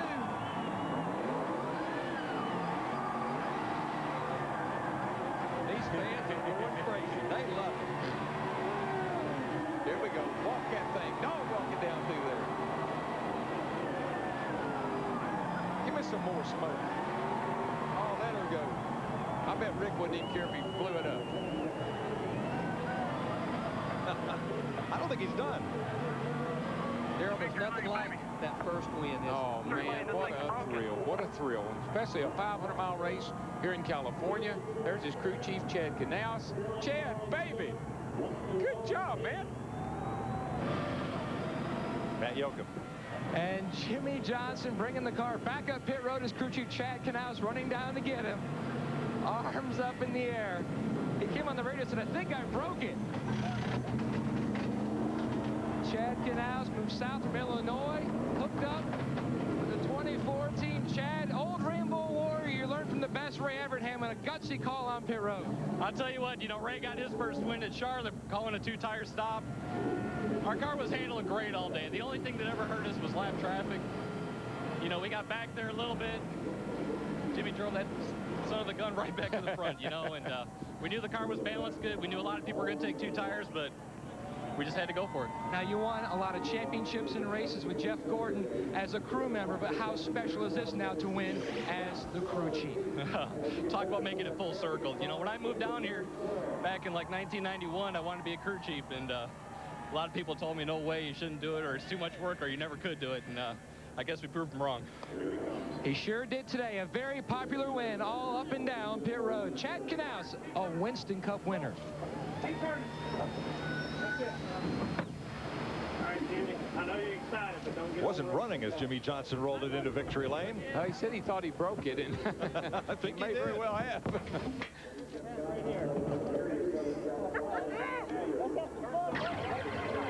Welcome to our NAPA Auto Parts 500 post-race show on Fox. Jimmy Johnson, in only his 13th career start, has become a first-time Winston Cup winner. Hey, Jess, can you get them all those?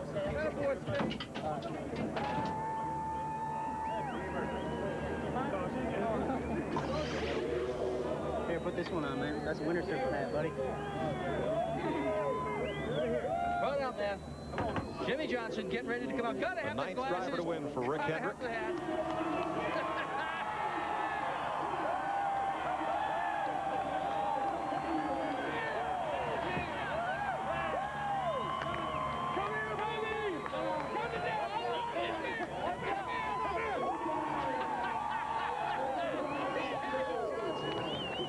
Let's get out to our Circuit City winner's circle. Dick Berggren. Jimmy Johnson, do dreams come true or what? This is unbelievable. I know my dad is sitting at home going crazy, my mom, but wish you were here. Dad figures you don't come to the race and we win the dang thing. This is awesome to do in California in front of my hometown. I just can't sit out for Lowe's, all the support from the employee owners, Hendrick Motorsports, Jeff Gordon and Rick Hendrick for believing in me. These guys back here believe in me. How about that call? How about that call at the end? We knew it was going to be close. The tires, it was just going to be close. And nobody said anything, just let me get my job done. And here we are, victory lane. And you were watching Kurt Busch close it in. What were you thinking? Oh, here's Rick Hendrick behind you. Car owner Rick Hendrick. Big hug. Jeff Gordon's on his way. Everybody's here to see you. Oh, where's Mr. Tillman? We Where's need Bob Tillman from Lowe's here. He owes us a boat. What's this like to be in a Winston Cup victory lane this early in your Winston Cup career? This is so cool. It's going to sink in as the days come, but right now it's just cool. It's just really cool, and there's going to be a heck of a good time tonight, I can tell you that much. Your car owner's on his way. Jeff Gordon, here he comes. Come on, Jeff.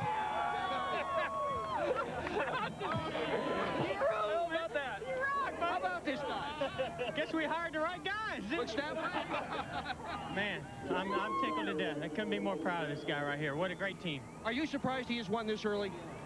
You know, not the way they've been running. And I saw how good he was today. And you know, when the right chemistry gets put together, it doesn't matter, you know, how many races you got under your belt. And great team, great, you know, resource at Hendrick Motorsports. But these two guys have been clicking all year long. Couldn't be more proud of them. Pretty good car owner, too. Mike Joy, this is a happy, happy place down here. I'm sure it is. Darrell, there is so much good young talent in this series. Well, it makes it so exciting. I mean, you look at the two cats that were first and second. They're in their 20s. You look at the next 3 guys, next 4 guys, next 5 guys, next 6 guys. They're over 40. So it's a great balance. You the man.